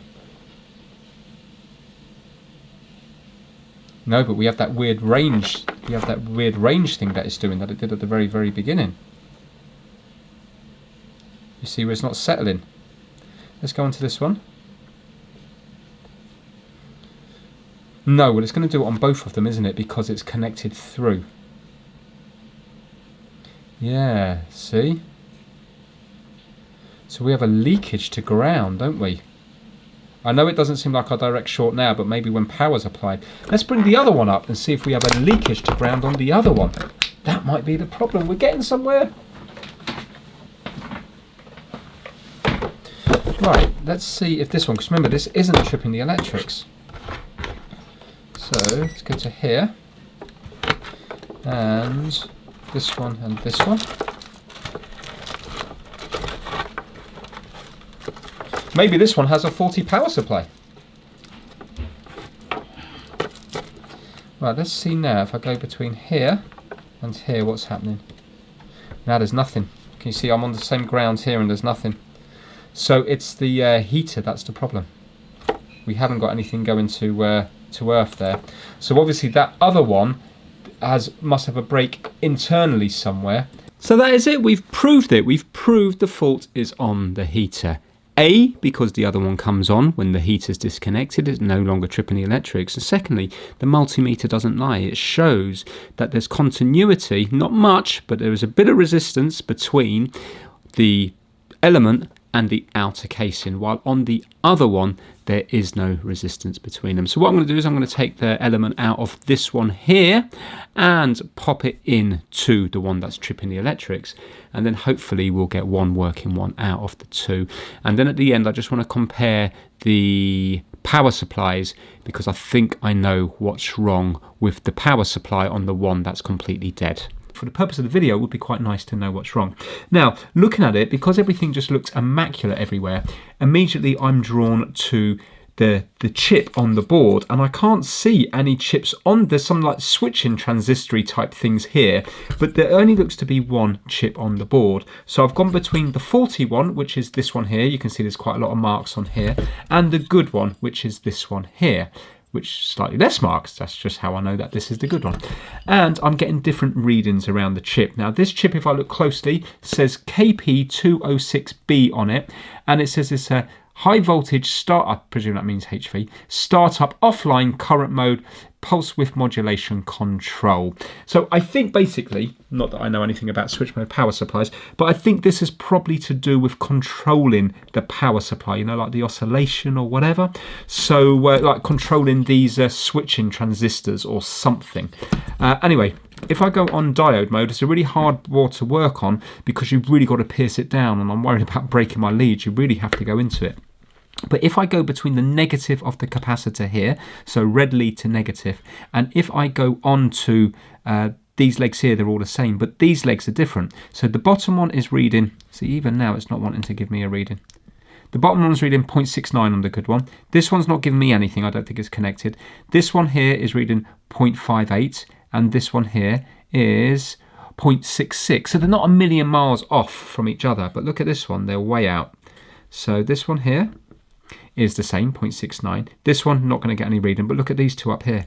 We've got 0.05, yeah, instead of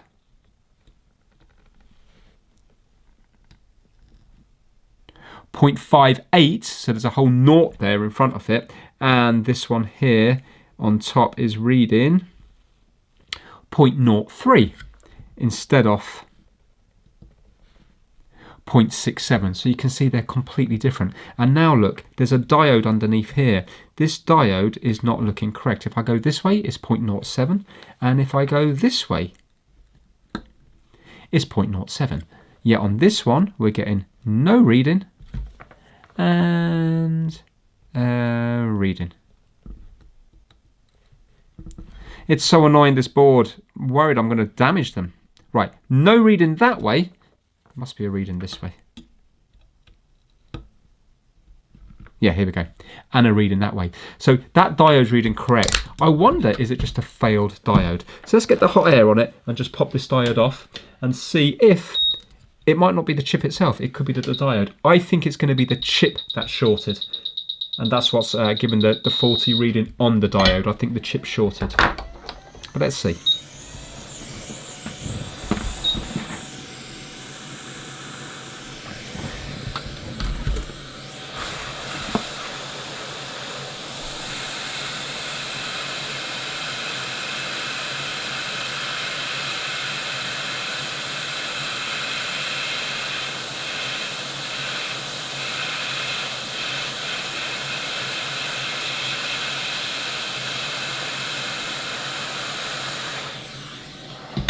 Just going to do a quick read on the actual pads. No, you can see it's the pads, not the diode. We're getting the same reading straight on the pads. So let's pop the chip off.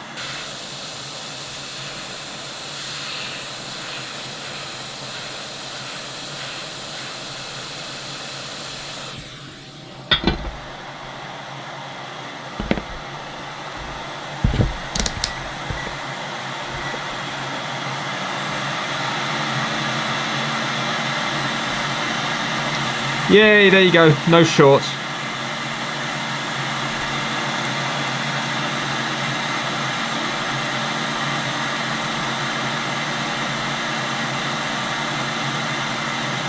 Yeah, you can see there's no abnormal short now. I'm going to pop the diode back on.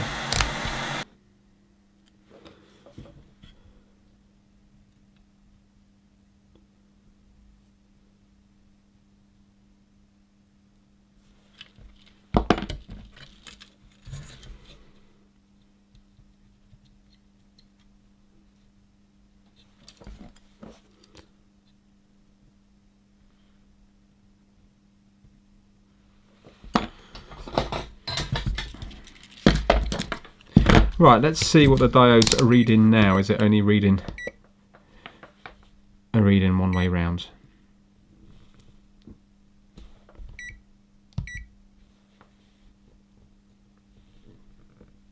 Right, so we've got nothing that way with the red on the left hand side. And we've got 0.58 that way. Let's see it compared to this. Remember there is a chip on here though. 0.59, so that's close enough. There you go, 0.58. And it should be nothing this way. There you go, so we've proved it.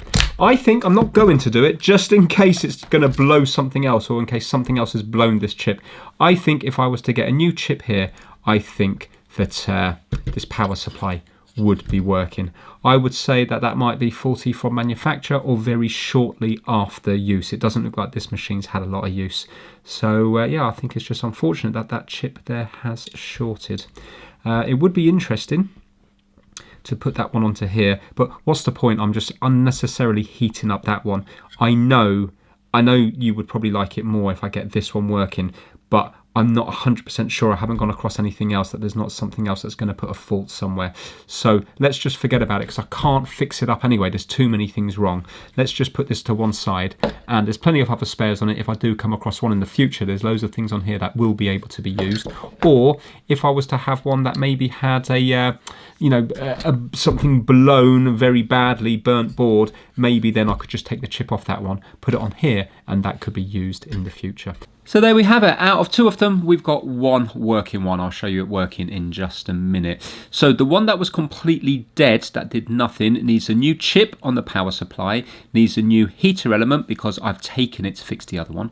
It needs a new container at the back, needs a new little stand thing at the front, and it also needs a new lead. By the time you've bought all those things, I think it would be cheaper just to buy a working one from eBay. Now, the one that was tripping the electric, turned out it was a faulty water heater. Everything else appears to be working on it. And the reason it went faulty is because the heater element must have failed internally and must have been short into the casing of the actual heater element, which is going to be earthed because you've seen all the cables earth in it. And although it wasn't a direct short, I suppose when there's 240 volts AC going into it, maybe that short becomes very real then. And as well as that, the consumer unit in people's houses are normally quite sensitive, so I suppose if they detect any leakage to earth from live or neutral, it's going to trip the breaker for safety, which is good. This one is all back together now, so let me just show you it working in the kitchen. Right, it's the next day now, and I was messing with this last night, and sure enough, it does exactly what it's supposed to do.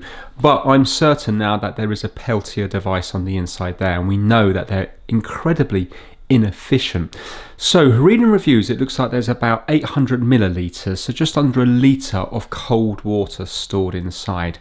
Now, the hot water side of this I think is brilliant, and I could see why you would use this instead of using a kettle, because it's much quicker, and also you only need to heat up the amount you want to use, and that can be harder to gauge on a kettle. I know it is labelled up here, but lots of people just tend to fill it up full and boil it to save filling it up every single time they want a cup of tea or coffee. But with this one here, what I'm really not keen on is the cold water side of it. So basically, it's got a fan, and the fan is running a lot. And we already know that the Peltier devices are incredibly inefficient. So I think if you're using this for cold water, I think it might end up costing you a little bit in electricity. And I don't think it's worth it, in my opinion. But where it is good is for hot water and also filtered water. Now, this one hasn't got a filter, but I'm going to use this. So I've actually bought 12 filters for £24, so they're only working out as £2 each. Now, I haven't used this yet this morning, so let's plug it in and I'll show you how quick it heats up. So there's no filtering at the moment. So if you were to use this for hot water and also filtered water, then fantastic, but 100% I'm going to be turning it off at the plug every time that it's being used, because I don't want it running all the time. And also, you're asking a lot of that power supply to keep, to be plugged in constantly, trying to keep a little bit of water cool on the inside. It'd be different if it was keeping a load cool, but 800 millilitres is a pint and a bit, so whatever, pint and a half or 2/3 or something. So you're gonna run out pretty quick on a hot day, aren't you? So yeah, and also it's said I think it can take 40 minutes, depending on the temperature of the water, to get it down to a cool level, and I think 40 minutes is too long. Anyway, check this out. Turn it on, and you can see now this is as hot as it will go. And if I press this, it's amazing how quick it comes out. Remember, I have just turned this on already. It's starting to, here it comes. And that is hot, very hot, almost boiling. You can see the steam. Can you see the steam coming up?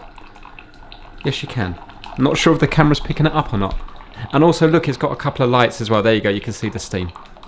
And this is where you measure the volume, and it's very accurate, because earlier on to clean it out, I had to put 1 litre through twice. You had to do 2 litres, and I did it with a measuring jug, and it really is accurate. Obviously not anywhere near to the millimetre, but it's still very accurate. So you can see now 250 millilitres is going to be coming out of this.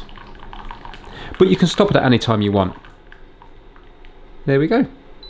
And it makes a couple of beeps just to let you know. You've got a lock here, so you can put that there for 3 seconds, and then it will lock. Now, if you want cold water, you put it all the way down to here. Or I can go up one, there you go. And that will now be cold. And somehow, it does seem to be cold straight away. As in, I don't mean, sorry, not ice cold. Let me just stop that, because I don't want another 250 coming out. But what I'm saying is, considering the hot has just been through the pipes, it's clever that it can just suddenly put cold out without it being lukewarm to begin with. So yeah, but you can hear the fan there. So I wouldn't want that whirring all the time. So once I've made my cup of tea, simply, I'm just going to turn it off and then turn it off here. And then it's job done. So I think it would actually save you money if you used it like that. So yeah, there we go. Right, on to the next item. Right, next up we have this Nespresso maker here, but it's, I don't know how to pronounce it, Virtio or something. The idea is it's supposed to take different types of pods. Now, interestingly, these pods are supposed to spin round at, like, I think it said 700 or 7,000 revolutions a minute, and they have a barcode on them, so the machine reads the barcode and it knows how to brew it, so it all seems very fancy. The cynical part of me says that the old pods, apparently the patent wasn't good enough or something, and that's why everybody else has copied them. So you know those more ones that are about that size there, and they're copied absolutely everywhere. So with this one, the patent is until 2030, and they're about that big, so they're like a lot bigger, the pods. Obviously, the pods, I presume, are where companies like this make their money. So maybe they brought out this new way because then it's selling an idea to people that's better, but maybe it just means more profits. But I don't know. Anyway, I haven't got any of those pods, so I can't test to see if it's working or not. It said in the listing that they can't get any coffee out of it, and it only cost me £15, so it's not too bad. I have ordered some pods up from Amazon, so hopefully they will arrive later today. Expensive though, the pods roughly are about £1 each. Cheaper if you go to Nespresso, but then you have to pay for delivery unless you want to spend over, I think it was 50 pods or something like that. Right, this is designed so it can be to the right, to the left or to the back, but it's completely loose. So I'm going to just try to force it down and then we'll plug it in and see if it's working. I want to hear a nice click.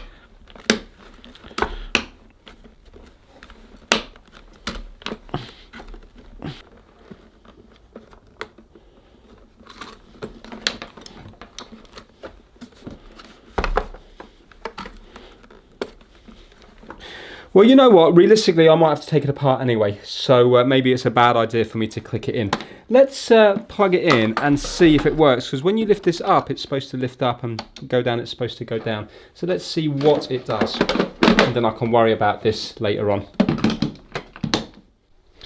Right, we are plugged in. Green light comes on. It's supposed to go to steady when it's ready. That's working. Very fancy, and in here is where you put your pod. Just in this bit here.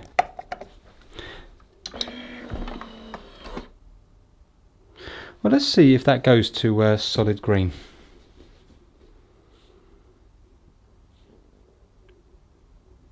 Might be another one where there's nothing wrong with it. See, products like this are kind of complicated. If you've bought one, you've probably done the research into it. But let's say if you're getting a big job lot off returns, there you go, gone to solid green. If you're getting a big job lot off returns, you probably haven't got the time to research every single product. So this might be similar to the DeLonghi coffee machine, where it's just going to work. That feels pretty nice. I know it's sad, but when I was doing my research into it, I got sold on the idea of these new pods. Isn't it strange what a bit of marketing does? It's going on about how it's brewed and all the rest of it. I'm wondering if that's okay. Right, how do I turn this thing off? Oh, okay, so sorry, that's turned it on. Well, it sounded like the pump was running there. So, yeah, I'm going to get the pod and then see what happens.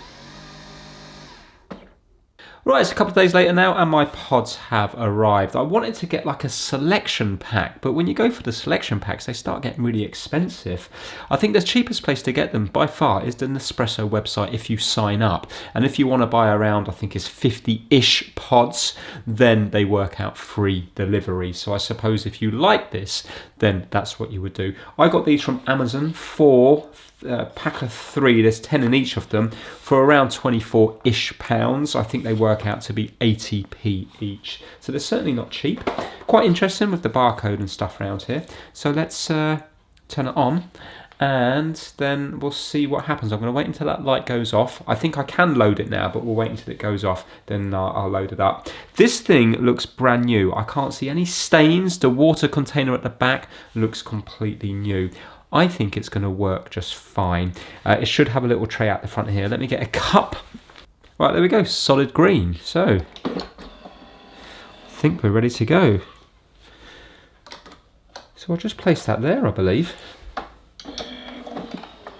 Oh, that pierced it. Right, here goes. So it's going to be reading the barcode now.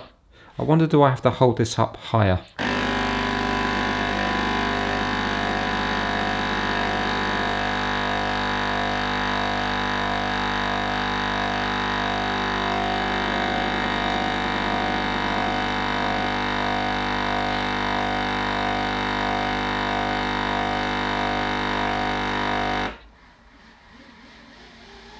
Ooh, it went red and now it's spinning up now. Wow, listen to that.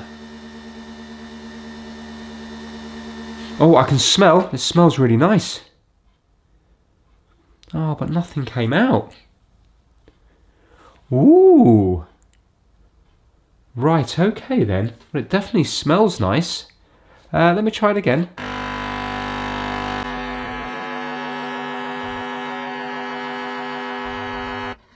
Yeah, spinning up again.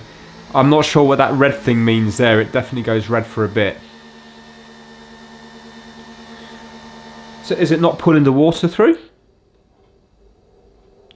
Interesting. It's got a lovely smell to it though. And then it drops into the back. So let's have a look at this and see if there's any evidence of water being put through it. So it's been pierced, but that to me looks completely dry. So, and we got a little bit of coffee, dried coffee there. No water's gone through that. So for whatever reason, it's not pulling the water through. Well, I think that's going to be quite interesting. So I'm just going to have a quick check online and see if anybody else has come across this problem. It might be an easy fix. Right, a quick check online and people seem to suggest an airlock, but there's a procedure you can do if you haven't used it in a long time. So, who knows, maybe it needs priming because this does look brand new, and maybe, I mean, I can feel warmth. I can still feel warmth here now, and it's been about 10 minutes. So the heating side of it's working. Maybe it can't drag any water through because the pump's too dry and it needs water in there to then shove the rest through. First of all, let's see if this is working here. So, right, so water's coming out. So this part here, this valve's definitely working. There's a procedure you can do to clean it. I'm not sure if that's going to drag water through or not, but it involves, one second, let me turn the plug on. It involves rinsing it out. So let's see, I don't think it's going to work because I don't think the pump's primed. I've seen a YouTube video where what a guy did is he got like a bag, a Ziploc bag, and he filled the bag with air and then started forcing it down. And I suppose the pressure of you pushing the bag down might be enough to push the water into the pump. So I might try that. Right, okay, so now it's gone to steady green. I've got to hit it 3 times within 2 seconds. 1, 2, 3. There we go, and it's gone to orange. So now it should be bringing water through. I can see it vibrating at the back here, but the level doesn't seem to be going down. Look, I can see it vibrating.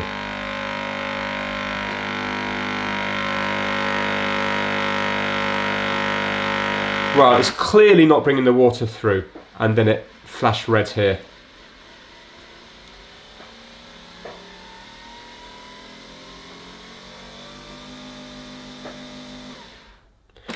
Right, I need to somehow get the water into it. I think it might have an airlock. Either that or the pump is failed, but you can hear it working. So yeah, let's see if I've got some way of forcing down the water in there. Okay, I'm unplugged again. I've got this bag. I think it's going to be a bit on the big side, but I can't find any others. So let's trap some air in that. Yeah, and now let's put that into here. Right, that's going to be way too big, so let's some air out.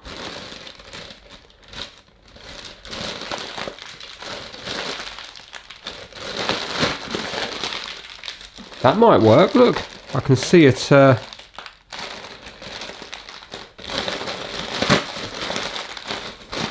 That might be enough to push it through. Let's give it a go. Plug it in again. Turn it on.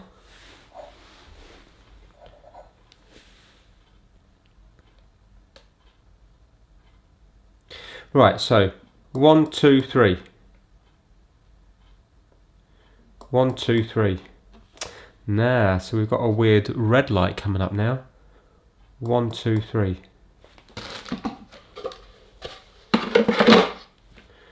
1, 2, 3. No.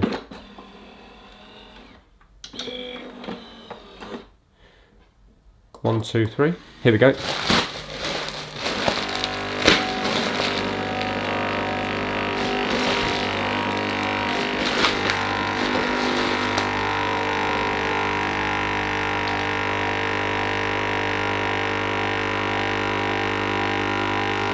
No.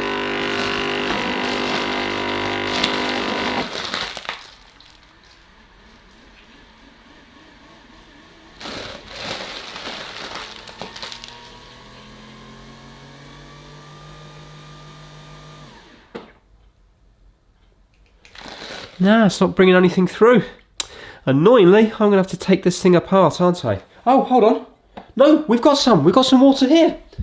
We've got a little bit of water here. That wasn't there before. But I don't know whether that's just me pressurising it all the way through rather than the pump actually working. Why is it not doing anything now?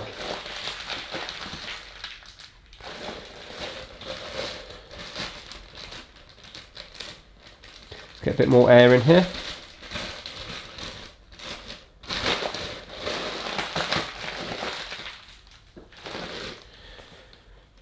Why is it not going anymore now?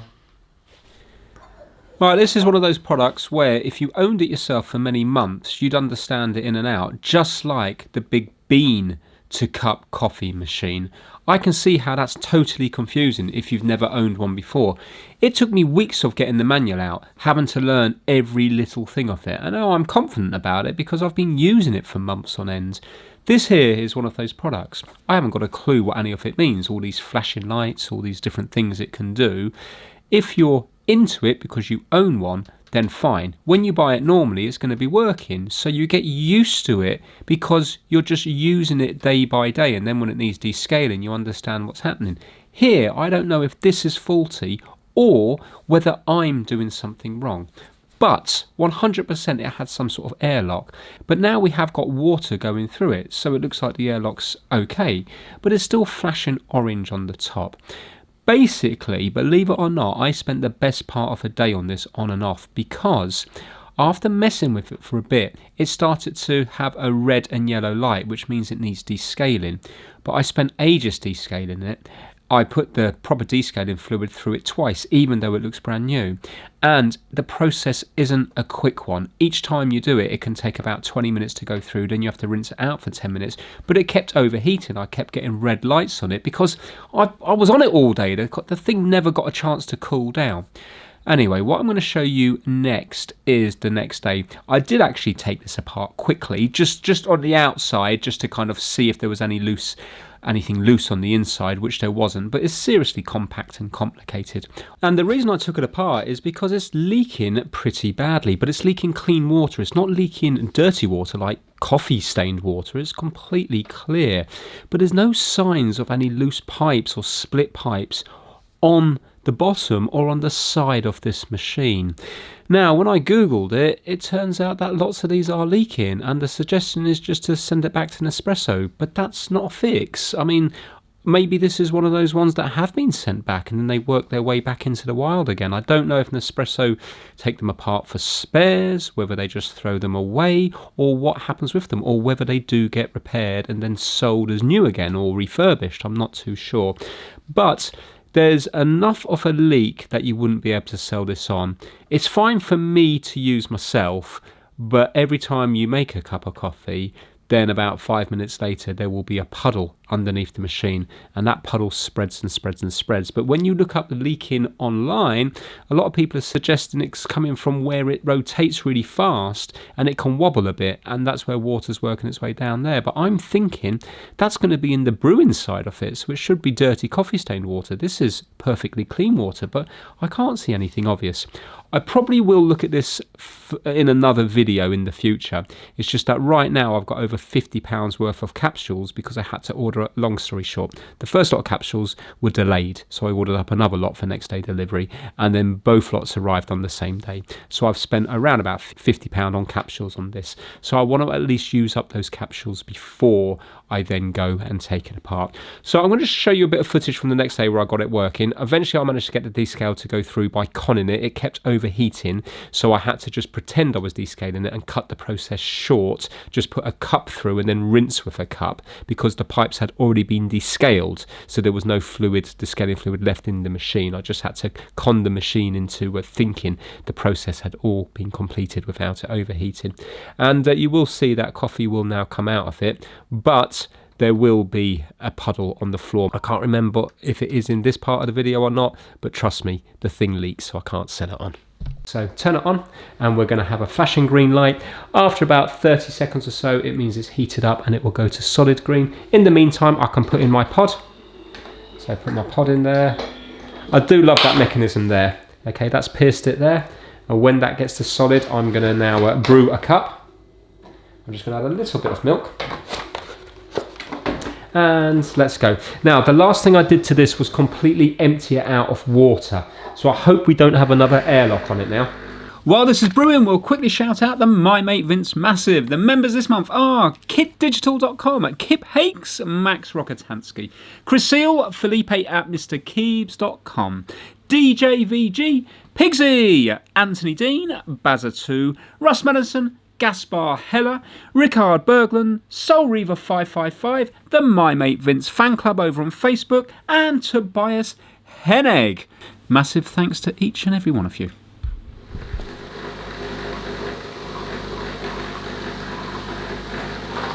It's so clever that it reads the barcode and it knows how much water to put in going by the barcode. The problem is, it's just, in my opinion, not very friendly to use. If they just had a separate button for descale, I think it would help so many people out. The fact that everything has to be done with this one button and a combination of levers makes it very confusing. I fully understand it now, and if I had another one to work at, it'd be no bother. I think the only thing wrong with this was the airlock at the very, very beginning. And I think with my messing, I put it into descale mode. I think the way it goes into descale is how many times the lid's been lifted. So I've probably lifted it maybe like 20, 30 times in when I've had it. Maybe because it was 40 before, maybe it's been lifted another 30, 40, 50, 60, 70 times. Maybe every 100 times it's lifted, you need to descale. There we go, and now we've got the green light here. There's no overheating. You can see it hasn't gone to red and yellow. And here we have the cup of coffee. Looking very, very nice. Let me have a little taste. Nice and warm. Personally, I need a bit more milk than that. Tastes quite bitter. So I suppose the idea is you try loads of different pods until you get one that you really, really like. Oh man, to be fair, it does make a good cup of coffee. Right, at least it's rewarded me after all this with some nice tasting coffee. But just to show you that it wasn't definitely all fun and games, this is one of the parts that happened yesterday when I was ready to take a hammer to this thing after it wasn't descaling properly and I was on it for hours and hours. Then this goes and happens. That's about right. But I don't really know. I'm thinking that's it's quite a big cup. I'm thinking that's about right. You can get different ones. You can get espresso ones, and then you can get bigger cups. So yeah, you can get different size pods. Right now, any water leaked out then? Let's have a look. Sausages! Loads of water's leaked out now. Oh, annoying. Ha ha! My oh my, what a palaver. Looking at the positives though, my floor is cleaner. I managed to mop up 600 millilitres. So yeah, I've washed the kitchen floor. Good on me. Anyway, I'd love to say that the coffee tastes disgusting because right now I hate this thing with a passion, but it doesn't. The coffee does actually taste very nice. So yeah, it's still leaking though, and I'm not going to be able to fix it. I personally think it's a design fault. Looking at the forums online, it looks like loads of people are having this problem, but the solution is to send it back to Nespresso and then they'll give you another one. That was painful. That really was a painful day. Even editing it was painful. What was annoying was just the repetitive nature of it. Having to descale it not once, which is already irritating, but twice, 3, 4, 5 times, and then it would overheat. And then also you only have 2 minutes apparently after it descales to fill it up with water to rinse it out, otherwise the whole process starts again. So you can't just leave it and go do something else. You've got to keep an eye on it when you think you're getting towards the end of the cycle. It really was infuriating. And then to knock the water over was just a final blow, because under the plinth, I've got a load of AV cables and but sockets and stuff feeding the other room. Now, when you normally wash the floor, it's in a controlled way. You don't just get a litre of water and fling it across the room. And it seemed to just head like a river in one direction. It was amazing. You'd think it's spread out across the floor, but no, it was just content on just boom, boom, boom, going towards there, straight under the plinth, and then spread out. It was hard. It really was hard. Anyway, enough of this Nespresso. The pain's easing bit by bit because I keep making coffee with it, and I'm now getting some enjoyment from it. But that was just a day of pain. And to top it off with, I can't sell it because it's leaking. It's just, honestly, I just sometimes wonder, why do I waste my time? You know, I should have just walked. It's just that I kept thinking it could be fixed, so it pushes you further and further. But then when you put so many hours into it and you still can't do anything with it, it is just upsetting. Forget about that one. Let's move on to the next one. Hopefully it will be more fun. Now it's time for the Atari links.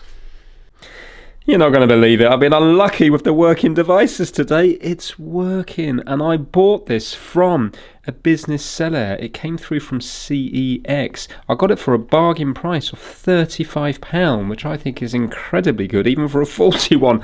But this isn't faulty.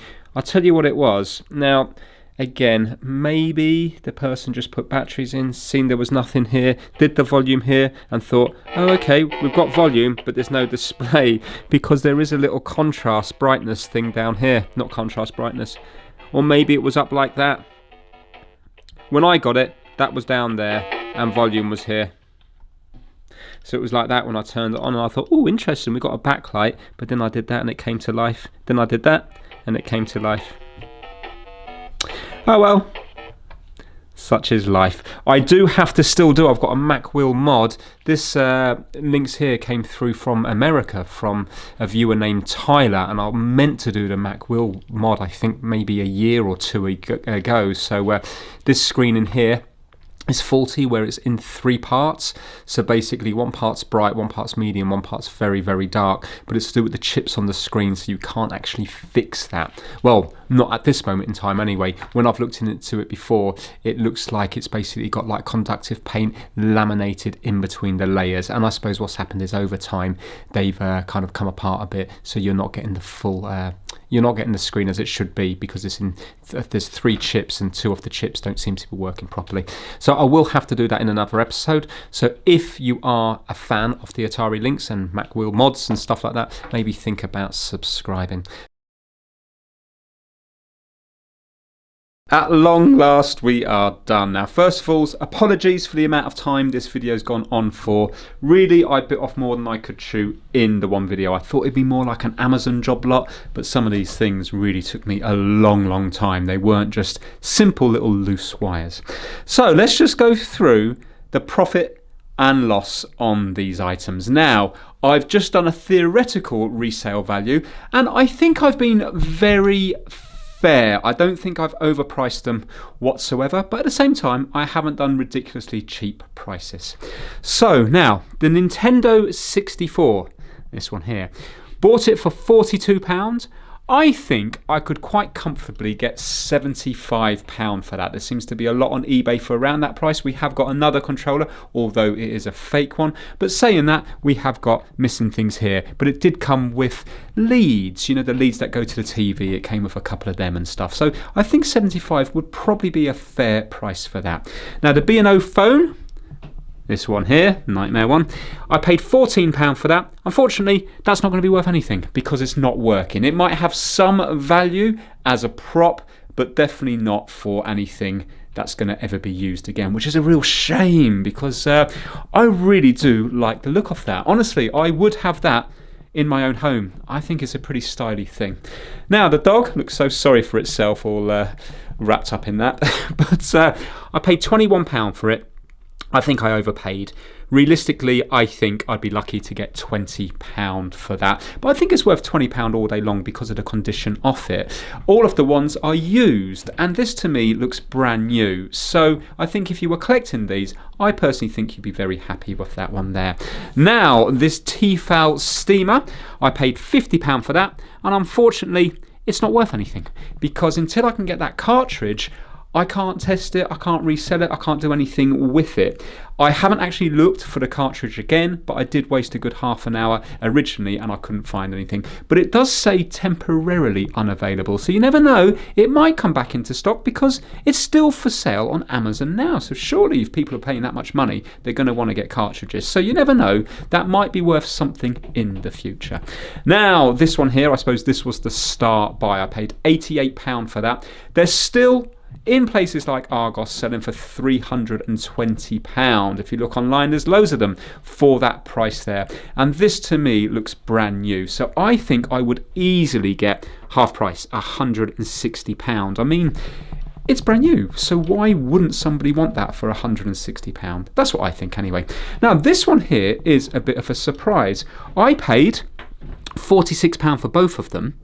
And I've seen loads of them for sale on eBay because there's a current product for £100, and these are used ones. So I've put a price down of £80, and I think realistically I think you probably would be able to get £80 for that. But for me, I'm going to keep it a while because I'm looking forward to trying out the filtered waters. The filters have now arrived, I haven't put them in yet. And if I can persuade other members of the household to use the hot water feature of it, then it could have a place in the kitchen. Now, this thing here I had a nightmare with, but I have been using it. The proof is in here. I've been making myself a couple of cups each day, so I've got some pods in there. So it's got a value to me, but unfortunately it hasn't got a resale value. Paid £15 for it, and it's not worth anything because it's not working properly and it's still leaking. So even now, you can see a little drop here. So every time I keep water in the back, it leaks out. So it's got value to me because I'm using it, but it hasn't got any resale value. And last of all, this one here, nothing wrong with it. I paid £35 for it. I think I'd easily get £80. They seem to be quite expensive at the moment on eBay. So altogether, I paid £311, and I think they're comfortably worth £415. So you can see there's a £100 profit there. But what that doesn't take into account is associated fees. For example, you've got to post these things out. You've got to pay your eBay fees. I think when you take all that into account, suddenly you'll find that all your profit will be gone. So in my opinion, and it is just my opinion, I think if you're trying to buy random items to repair on eBay, I think you're going to struggle to make any money. But maybe if you were to specialise in coffee machines, or for example, now that I've taken apart 2 of these, I've seen loads of these for sale. There's one guy selling a load of them for £22 each. He's got 5 of them. Maybe if you were to buy all 5, you could then start to swap parts about quite easily and end up with working ones. And it's still a current product that fetches quite good money. So yeah, I think if you start specialising more in certain items like coffee machines and just coffee machines, you'll probably get to know them inside out, and then you'll be able to make a bit of money. But for me, I think where the saving money comes in is if you've already bought the item.